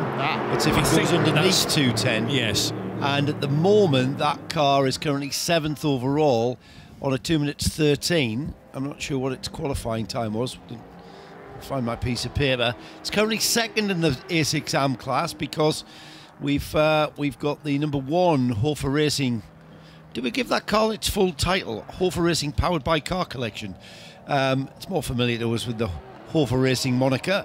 That car has moved into the A6 Pro class, which gives Kenneth Ayer and Christian Frankenhout, the 2 hotshot drivers in that Hofer Racing car, more free rein to go as fast as they possibly can. So that means the battle for A6 AM honours is being fought out by the number 20, Jorge De La Torre, and the De La Torre Racing Aston Martin in first place currently in this session. And then in second place is the man that you've just spoken to, Nick, car number 10, the Leopard Motorsport Lamborghini, in the form of Jean-Louis Jasper, just getting out of the car. Not sure if that car is going to take any further part in our nighttime session, coming up to another half hour remaining, just a half hour remaining, and a lot of cars showing in the pits. There is clearly a difference, by the way, between a Super Trofeo Lamborghini Huracan and a GT3 version. Much of it is aerodynamically carrying quite a bit more front aero on the GT3 car. They both, to my knowledge, carry the 5.2 litre V10. It's the same V10 that's in the back of the two Audi R8s here this weekend from Car Collection as well. But there are, I mean, various differences between the... I mean, you would expect the Super Trofeo to be marginally slower, although still as a one-make series, the Super Trofeo is just bonkers, frankly. They're so quick. Yeah. It's just unbelievable. But the GT3 takes it on another level. I remember us talking in detail at a previous Gulf 12 hours here on the Radio Show Limited network, because I think that last year at the Gulf 12 we've had both GT3 and Super Trofeo and been able to compare them directly when they've been sitting alongside each other. So it's going to be interesting to see how that car gets on, the Leopard Motorsport number 10 machine. Jean-Louis Jasper, one of the drivers, joined by Alexander Scherpen, Harold Schlotter, Vic Rice, and a late change, friend of Radio Show Limited, Sam Tahiri, due to be here and in that car, but a late change, and in fact he's replaced by Niels Langrage instead. Vic Rice, a very experienced American driver, first came to my attention when back in the American Le Mans Series days, very early days. Vic has driven in a lot of endurance racing, so to have that kind of head in the car with that kind of experience, knowing just what he needs to do, it's going to be interesting. We've got an interesting prospect of a battle in the A6 AM class with that certainly the Aston Martin and Lamborghini at the front of it, and then we've got the Car Collection Audi R8s. And the thing that you find with the A6 AM runners is the difference in lap times that the cars we will see from the cars, because of the diversity of driver capability. You've got your hotshot drivers and your gentleman drivers, and there could be, there's sometimes 2-3 seconds a lap difference, sometimes more, and that can really, you can see the way that the race progresses, and it's not until we get into the middle of the race before we see where the A6 AM class is indeed gonna maybe projected and pan out. So it's a bit of a mystery initially until we've cycled through all of the drivers within the cars and see where the cars have balanced themselves out and where the race is. But it's got to be said that the driver lineup, certainly in the number 10 Leopard Lamborghini, that's a pretty strong lineup. Dennis Olsen's back out, as I think I mentioned, for Manthey Racing. The Porsche has done a 208.650. That would have been Dennis's time as well. Stuart Hall's got within 0.776 of a second of Dennis's offering, though, in the Rothko Racing Mercedes. I think Stuart's set to be just about the fastest of the four drivers here this weekend, although Manassian will run him close. Nick, though, happy to admit that Stuart was going to do qualifying, which he did, and put the car on the second row. Fourth position is where the Rothko car will start tomorrow, but it's second fastest in this session. Still not seeing the 911 car. Now that's either because they've got more problems or they're just happy with what they've done so far. I don't think we're likely to see that car again, because it's been in the pits for such a long time now. Not unfamiliar territory to see the Herbert's Motorsport team park that car up, having cycled through their drivers. I see that car has done, actually, where is the column that tells me how many laps? I've lost it. But that car we saw has cycled its drivers through their 3 obligatory nighttime laps, and then they've parked the car. Yeah, it's currently in third place, just under 2 seconds slower than the Manthey Racing Porsche, but I don't think they're concerned, Johnny. How many times in the past 2 or 3 years in this 24H series have we seen the Herbert car just loiter in 4th and 5th place at the beginning of these long races, and then how long has it been at the front, we say? It's led the race for the last 3 hours, you know, kind of thing. It's like, how did it get there? Yeah. And it's just this, they're never drawn in, they're never pulled into something that they find uncomfortable. They stick to their race plan, and it doesn't matter what goes on around them. They never get embroiled in wheel banging or contact or anything, at least they try not to. And they just go about their business, and they stick to their race plan. Everybody's caught on to what they do, though. Everybody's noticed that the slightest hint of a code 60, they're in the pits, they're refueling, they're stretching that window. And if needs be, when we're getting towards the 2-hour driver window, they'll change drivers, and they'll take every opportunity to just stretch that fuel window, which is exactly the concept of yellow flag full course caution kind of racing. Whenever there's a full course caution, get in and refuel, and just keep stretching that window and back count from the end of the race, and then you're left with a full tank taking you to the end, and that's exactly what these guys do.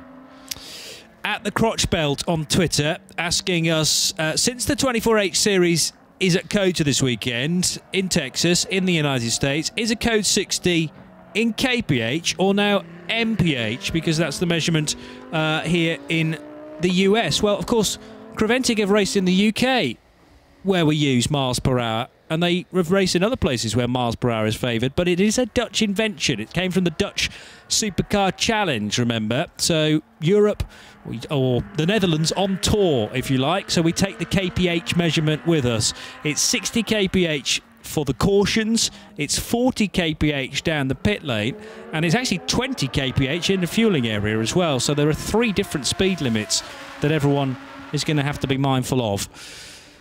Dennis Olsen's back in again for Manthey Racing. No improvement on the 208.6. Stuart Hall for Rofco still second fastest. What's happening in the classes? Further down the order, A6 AM, Duncan Houseman is what I meant to say. Duncan Houseman in the V8 Racing Chevrolet Corvette is now effectively the best, or the quickest A6 AM car, now that we've moved Hoffer into Pro. So 212.8 is Duncan's How great best is time. that? Corvette, Aston Martin, Lamborghini. In the A6 AM. Yes. Yeah, what a great spread. R8. We've got 4 different manufacturers, 4 different cars. Yeah, Fabulous. Splendid. The 13 car, which is fastest so far, having some work done on it, Nick Damon. Yeah, they're working on the fuel filler. Obviously, this is a Porsche, so the fuel is filled from the front. It's not put it in the trunk, which is where it would be, obviously, as we're in the US. It goes in the hood instead, and they are actually attacking the mountings for the fuel filler, and it also looks like some of the electrical sensors as well. Oh, and that's one thing. One of the mechanics who got sprayed in the face with a squirt of fuel rather unpleasantly. It's obviously under some form of pressure. So whether this is a fuel pump issue or whether it's just a fuel starvation problem, I can't tell. Dennis has stayed on board. He's still in the car. Interestingly, the entire of the screw is gently steamed up, so it's obviously quite warm there. And they are chasing down some form of fuel flow or fuel pressure problem, and they are taking off more of the gubbins that sits among the top of the fill of the professional racing tank. If I find out what the problem is in more detail, I will put back to you to tell exactly what it is. I was just about to say before Nick piped in with that information from that pit, from the Manthey pit, that is not a performance run that I'm seeing from the 13 Porsche. That's an issue run, and I mean issue in the slightest possible sense. Maybe they were, realigning some headlights, but that was a run that they were discovering things with and checking things with. And as we found there, maybe it's a fuel pickup, or maybe it's something in the fueling system, or maybe it wasn't. Maybe they're just checking through a few different things. And you thought that because the car was going out, coming back in? It made no sense, Johnny. We've seen a lot of teams just run through the obligation aspect of tonight's session, get their 3 drivers. There's no trophy for tonight's quickest time. And the car just, the car, they've optimised the car in the nighttime session, that they've produced a 2 minutes 8.650. they are not. There is no point in going out and risking the car, wearing the car out, other than if there's a reason for that. And the reason for that will have been they needed to find something, check something that they've adjusted or something like that. It wasn't a performance run, if you like. Duncan Hausman's back in again in the Chevy Corvette from V8 Racing. So that was a that was an outlap that turned into an inlap for Duncan. Remember, the car's been worked on through the course of this session to get the data chip working again. Whether that was sending corrupt information to Creventic, the organisers, or something similar, we're not sure. But it did mean that the windshield of that car had to be removed. Now, there are no lights, no headlights on the Aston Martin number 20, the De La Torre Racing Vantage, and in fact it's come to a halt. Now, is it more significant than just no lights on that car? There may be a lack of power as well, and the driver on board, Jorge De La Torre, doing some kind of recycling of the electrical systems, turning it on, turning it back on again. The hazard lights still work, but intriguingly the digital positional number on the side of the car isn't working correctly either. So it's got power again, but it's not, it doesn't have any headlights, rear lights. It does have braking lights, thankfully. But that must be very, very tricky indeed for the Mexican driver on board, Jorge De La Torre, just trying to work his way through the final sequence of corners, heading into the double left. That will be at, headlights suddenly burst into life, and then he suddenly goes, okay, I know where I am now.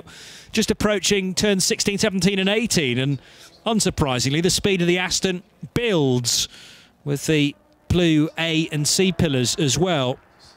So down towards turn 19, will Jorge pit to visit the team just to make sure that that problem has been rectified? Yes, no surprise to see the Aston Martin peel off to driver's left inside that line of cones and into pit lane proper.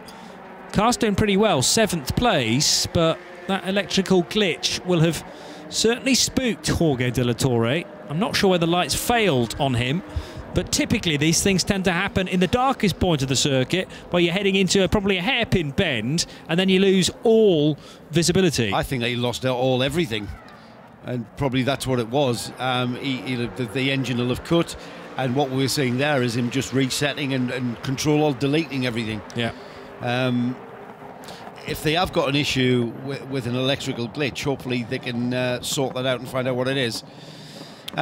While that Aston Martin is in the pit lane, let's head down to the pit lane where Nick Damon has something for us. Well, what's happened is the 13 car, they have finally taken off the top of the fuel tank. So it's the ATL or a similar tank.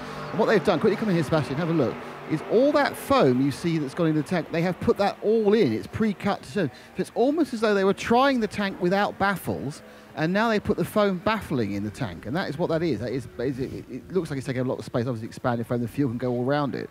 But none of that was in there. So they had a completely empty tank, effectively, was just full of fuel, and I'm not sure why that would be, but obviously they've were trying that, and they've now put them back in again. They're all ready to go. And these, of course, are the baffles, which will prevent the fuel being sloshed to one side or the other and reducing pickups. So must be a performance advantage not having them. They thought they might get away with it, which is odd considering the very left and right and swoopy nature of the circuit, but it's all gone. Now they just put it back in again. They all seem quite happy with it. Perhaps Joe, as the team manager, you can pour some light on that. I'm a bit baffled why they take the baffles out. I was about, Nick, come on. We spent too much time together because I was thinking exactly the same. I was going to say to you, I'm baffled by that. You know what? It might be just a routine check. They might be checking something out. They might have had a pickup problem. The thing to do is perhaps ask a member of the team exactly why they're doing that. They may have renewed the foam insert of the foam-filled tank. I don't know. You know, I think, you know, if you're going to go to that extent, that's not really something that you would do. Or is it? You know, they may have had a pickup problem, maybe just cleaning things out in readiness for in the morning. I don't know. There's a myriad of things that could be the reason behind. But I would suggest that that's probably a problem that they're trying to get to the bottom of. There's more people being baffled, Shay, elsewhere in the pit lane. What's happening with the 20? A very wide-eyed Mark Fame brought the car into the pit lane, so they clearly had a little bit of an issue with their driver transponder. Mark wears these clear better at night. They're like clear sunglasses almost, but apparently they have some effect to help visibility. They weren't helping him there. They plugged a computer into the Aston Martin, reset a few things, and then said, we think that worked. Go try it, Mark. Mark didn't look too thrilled as he left the pit lane, but he diligently did as he was told, and now the 20 has gone back out. Okay, so it is Mark Kvarme actually driving there, unlike what the timing screen is telling us, or would have us believe. Jorge de la Torre is still listed as the driver, so there's a bit of a glitch as well with the driver ID, but if there's an electrical problem throughout the car, that's maybe not a great surprise. A familiar face has just stepped into the commentary box. I was thrown a bit earlier on to actually see you on the camera, John Hindhaugh, but you're in driver mode this weekend. I think that's your... I'm not hearing you, no. And no, I thought that was the... That's on there. Ah, now that's slightly better. Yes, you can hear me? Vaguely. How's that? Better still? That's slightly better. You're not at the level... Right, we may well be just handing the headset over from Joe to John, because we know for a fact that that works. It's not quite at the same level, the third headset, as it is the second. So let's try it on Joe's microphone instead. And that's nicer because I can hear you as well. That is much better, yes. Yes, I am in driver mode, yes, totally. Although you're back into Radio Le Mans uniform, so I've been wearing this over the top of my Vantage, Aston Martin Lagonda Vantage overalls. But have Aston Martin Lagonda stood you down for the rest of the evening? Stood everybody down. I'm the last one away, actually. Right. I was just doing a bit of chatting with the boys before we got away. Simon, Mario, and the guys have been working really hard today, and they have given us a car that is absolutely gorgeous. And it is just so well balanced, as you probably saw from qualifying when we only did a couple of laps each. And it was amazing. The car was just so hooked up. It was great. By the way, I'd like to be driving, seeing how much we can see from the cameras here, rather than what you can actually see from behind the wheel, because that is not a true reflection, pun absolutely intended, of what you can see around the track. Through the S's there, you cannot see anything. There's nothing to mark the apices of the corners. There's a couple of cones in some places, but if there's no cone there, you can't see those big pyramid curbs. So you're driving by smell through there. It's extraordinary. And also down the back straight's quite interesting. I've had to learn now to count the brake markers because they're reflective, but you can't see the numbers on them. It's just the background that's reflective, not the numbers. So there's me looking for me 150. What did that say? Oh, I better start braking. But there's a couple of cones there, but then you've got to count them. So it's very, very different. And we've all just had a couple of laps tonight in the dark just to qualify. The boys are polishing Sir Roger and getting ready to put him away for the evening and back in the morning. I'm delighted to hear that the setup is now right for everyone, because that's the balancing act, isn't it? That you have to go through via free practice, via qualifying as well. Because the last time I spoke to you off air, it sounded like the car was great for the other three, but for you were struggling with it. Well, it's basically I've just changed the way I've driven, because the guys, the guys who've done the hardest work here have been Peter Kate, who's been driving the setup version of it, and Andy Palmer, who has found the sharp end of 10 seconds. I mean, it's extraordinary how much confidence. 10 seconds a lap. Amazing how much confidence he's got. He's very analytical, as you might imagine, the CEO of Aston Martin Lagonda.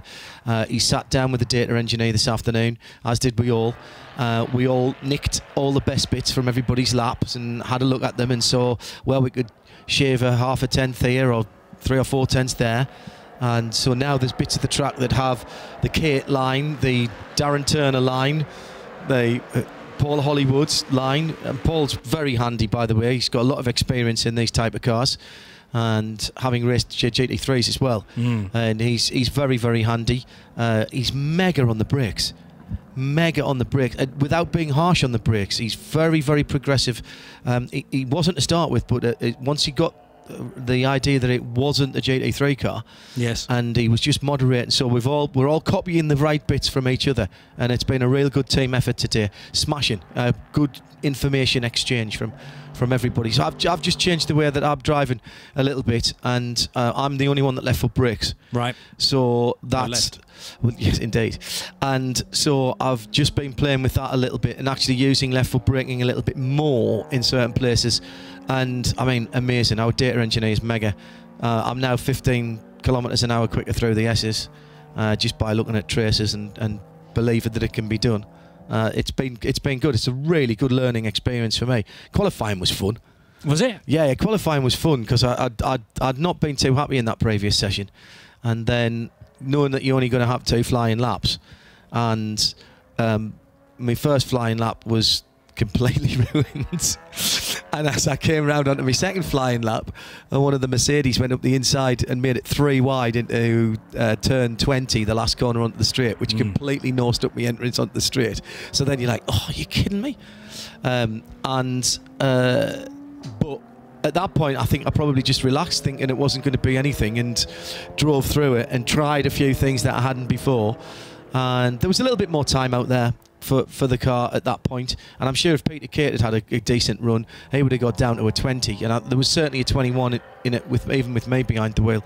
But, you know, we got a 22. That's the fastest I've gone all week, when most people were going a bit slower, so I'm quite happy with that. I love the fact how you almost become a cooperative, though, and the fact that you can just bring little bits from all 4 drivers and then all the team members as well. I just get 24-hour racing, particularly as you've got to be this team that is pulling in the same direction, but you all have your own intricacies and your own different driving styles. And this is a very pure form of racing, because of the mix of abilities, because of the mix of cars. And come on, I don't drive. This is my all right. I did 3 sprint races 2 weekends ago, but other than that, it's over a year since I drove, and I've never driven at this kind of level before. And it's eye-opening, but it's a lot of fun. It's a lot of fun, and the only way you can survive out there is to work with your team and work with the other teams around you. We've got 2 other cars in our garage. We've got another Aston, the Speedworks GT4, next door to us. And there's a lot of faces I know there, and there's a lot of banter going backwards and forwards, as you might imagine. But everybody, have you got a hacksaw? I need to make a bracket for this. Can we borrow some dry air? Borrow some dry air. Can you give us some dry air? All of that sort of stuff. And it's a really good atmosphere in the pit lane. Really good atmosphere in the pit lane. And even more so at night. Yes, I mean, there's something I think very sexy about driving at night. I always think it's almost illicit that we're getting away with something we shouldn't be doing here. Like listening to the radio when you were young. I used to listen to the heavyweight boxing, which almost inevitably was in the middle of the night because it came from the US. Yes, exactly. So you had your little transistor radio and an earpiece in, and you were hoping that you didn't get caught out whilst you were listening to, it would have been Eamon Andrews back in those days, doing the play-by-play on the boxing. And you feel like you're getting away with something. We're driving around, let's not forget, a Category 1 Formula 1 circuit in the middle of the night. Even the airport shut down. Look, the airport's finished now because it's past their bedtime. There's nothing flying from Bergstrom. And so, you're out there. There's a lovely sense of calm in the night time. The car sounds different. The track hasn't moved, so you're turning in at the same point and you're hopefully braking at the same point. It flattens it out. You can't see the bumps quite as much, which is quite interesting. And you have to use different parts of your senses because you can't see as well, even with the great LED headlights that you've got. So you're feeling it a bit more. And the guys who are comfortable and confident round here are awesome to watch. Even if they're going away from you, you go, oh, yeah, that's right. I should be over there, shouldn't I? It's great. Yes. It's great stuff. And those GT3s are mighty. Can you tell it's one of those getting close to you, even at night? That's the biggest rate that it closes. Yeah, that's the biggest thing that I struggled with, even in just the 2 laps that I did in the night to night, just to get qualified, was there's an extreme white light behind you starting to flash, and you go, all right, he must be right here. Oh no, he's not really right here. He's a long way back. But ultimately, even if you've lifted off a bit early and you lose, I lost probably 4 seconds a lap on the 2 laps I did out there. But isn't that better?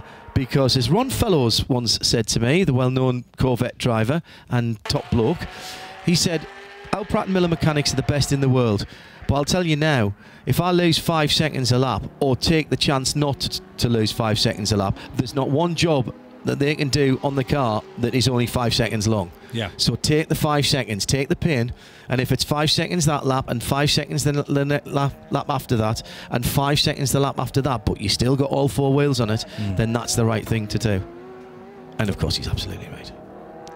I'm chuffed for you and for the other 3 guys as well, because you've come through a challenging day. It has been a couple of challenges. But poor Peter had a brake, effectively a brake failure. He had a brake pad pop out. Wow. Going down through the S's. So that's what stopped his first run on the new Hankooks. And then we got the red flag. Yes. Equally, And then it was a case of, right, we need to cycle everybody else through and get everybody into the car. And fortunately, time was stopped. But I think Andy Palmer started his last lap, his second qualifying lap, literally with 43 seconds to go on the clock. So that was a bit. Ooh, that's a bit tight.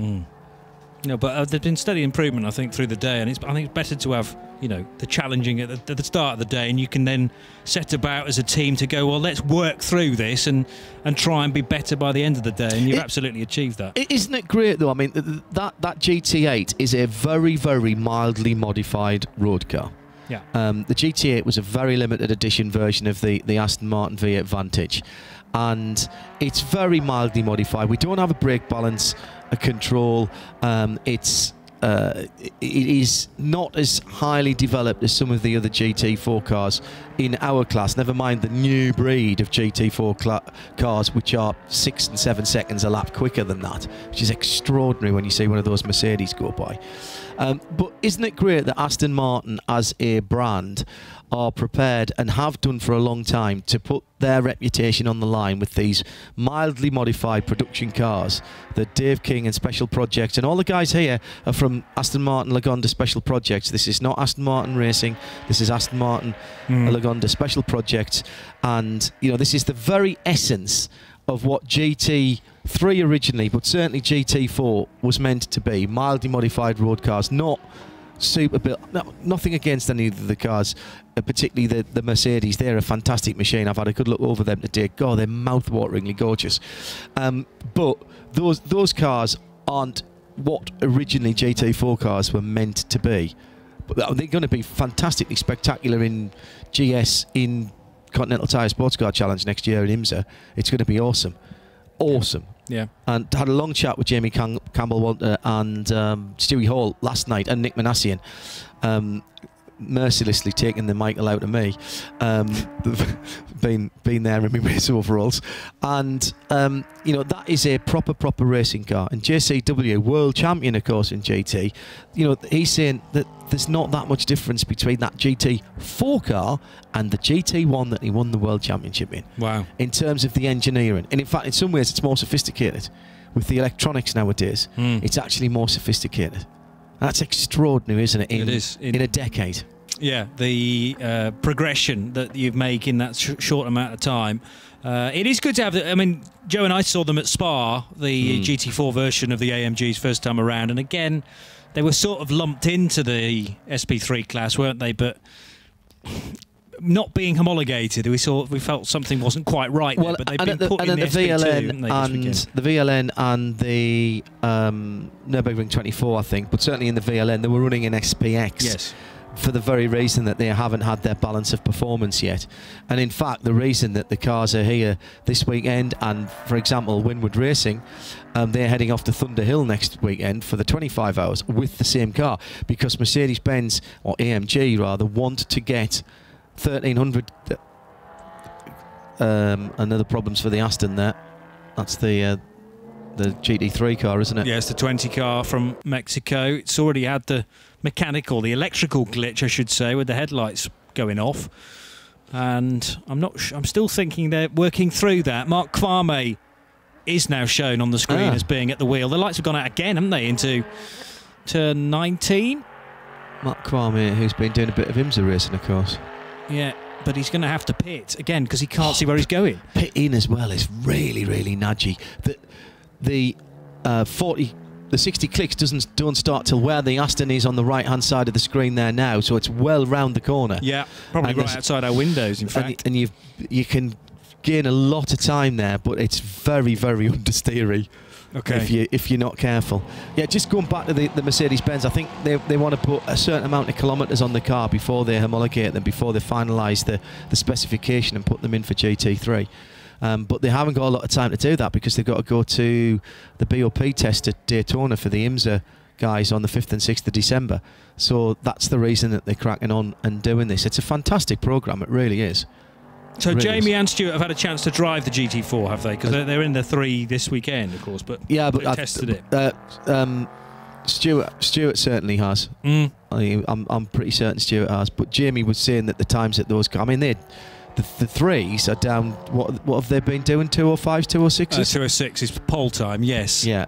And then that's extraordinary round 5.5 kilometres. Yeah. Round here. That was a Jeroen Blekemolen time in the number 3. Not my surprised face, if anybody could see me. Indeed. These are the guys, the 226, the 225 Speedworks Motorsport guys. They've done a cracking job. They're up in the top 20 in the moment in a GT4 Aston. Now that is a full house GT4 car, in fairness. So that does have a little bit going for it. It's very quick in a straight line because it actually has less aero than the car that we've got. If you look at the back wing on that car, you'll see it's the narrower sort of banana-shaped back wing, whereas the GT8 version, because it was built on the GT8 road car, which had the bigger back wing, has got a bigger back wing. Let's get a little bit from Shay, because Mark Farmay's come into the pits in that, well, stricken Aston Martin. No headlights on it, Shay. What does Mark think to it all? Well, what was it like from your point of view? Well, if you want to make it really dark, have your engine cut off and all your lights go off, and you're trying to drive with no lights, the pit limiter's going on and off, going on and off. I think I actually think we've nailed it. It only happens on left turns. Unfortunately, there are a couple left turns here, so it happened at 19, at 20, and it all. Yeah. So anyway, I think we'll figure it out. Yeah, I mean, as long as it works on the right turns, right, you should be fine. Yeah, unfortunately, we're not in NASCAR. Well, actually, they go left. So anti-NASCAR. Anti-NASCAR. It's counterclockwise NASCAR. But no, we'll get it all figured out. It's the car. I love the car. The Aston Martin drives so well. We just got a little bug. It came in a little bit in practice today when Tack was driving, but oh my gosh, in the dark, it was a challenge. Checkered flag is now out. You guys survived it. What's it like being with this De La Torre racing team? I got to tell you, Jorge and his dad are just great.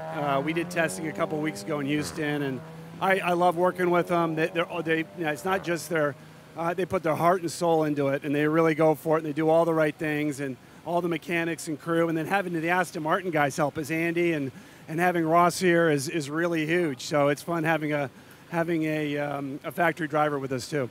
You're a guy who runs Gulf colors frequently. You still got your Gulf fire suit on. Have you gone down and seen the Gulf colored Mercedes yet? I'm in love. I'm in total love. I saw that car going, I need one of those. It's beautiful. I'll put you in contact with Harold Gothic because he's a huge Gulf fan too, so the two of you would have hours of endless conversation. Absolutely. Well, thank you so much. We're going to have a lot of fun tomorrow. Yeah, good luck. Thank you. So Mark Farmay down there with Shay in the pit lane. Thanks to John, who's popped into the booth. We'll be hearing from you, I'm sure, over the course of the rest of the weekend. 14 hours of racing to do tomorrow, then 10 hours on Sunday, and a chance, if you're in sound and vision, to look back on the last 2 hours of running in night practice. You're listening to the Radio Show Limited Network and RS1. Night practice looked a bit like this. Dennis Olsen with the best time through the course of the 2 hours then. 2:08.650 was his best effort, set on lap 15. Second position for Stuart Hall in the Rofco Racing Mercedes. That car now being fuelled right at the end of the session. And Alfred Renauer, we didn't see that 911 car for the bulk of the final hour, actually, of the 2 hours that were run. And the Porsche doing a 2:10.561. As far as the classes are concerned, the highlights now then on the live stream. Looking back on the